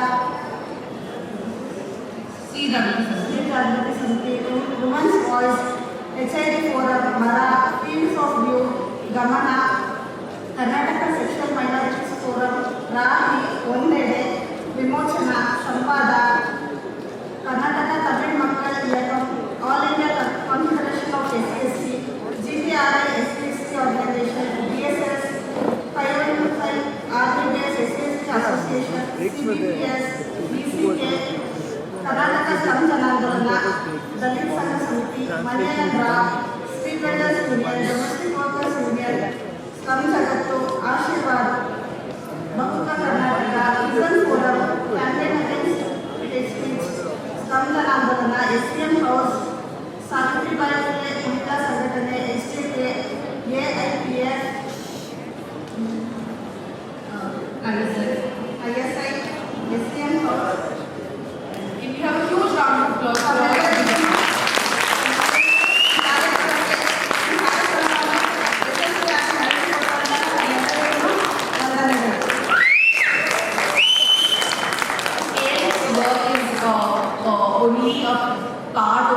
It's only possible because of all of you. It's more of your work and it's more a public place for all of you, and it's less of ours in that sense. Each person and organization that comes to ALF, ranging from the sex workers to the street vendors union to the trans community, to the public intellectuals, to the researchers, academicians, everybody who comes to ALF, they bring in a different worldview and they shake up our notions of how we see the world, and they help us question and shape our politics better. So ALF is really, it's a huge, huge privilege and a humbling experience to have so many of us, so many of you are part of our journey. So thank you very much for that. And we'd also like to thank all the leading advocates, intellectuals who had also gathered here, who joined us for today's celebration and have been around ALF. Harish Nesapa, Sir V.T. Venkatesh, Brijesh Kalapa, Jaina Pukhari, Shiv Sundar, Isaac Selva, Babu Matthews, Edgar Stephen, Rajiv Gaura, Ruth Manwarma, Umarpati, who is also the editor of Pajama. A huge thank you for constantly helping us. And thank you to all our interns who have especially put in a very hard work to put together this event. Kashka, Sukriti, Abhay, Nilanjan, who used to be with us a while back, Priyanka, Anjali, and the entire intern community who continues to engage with us. And St. Joseph's for giving us this fantastic location for our celebration. And finally, the friends, family, and all our lovers of all the members of ALF who put up with our erratic schedules and who constantly give us the strength to do the work we do and put up with our 12 plus more work days, and ALF is possible. Thank you. Thank you Manavi ಊಟ ಇದೆ, ಎಲ್ಲರೂ ದಯವಿಟ್ಟು ಊಟನ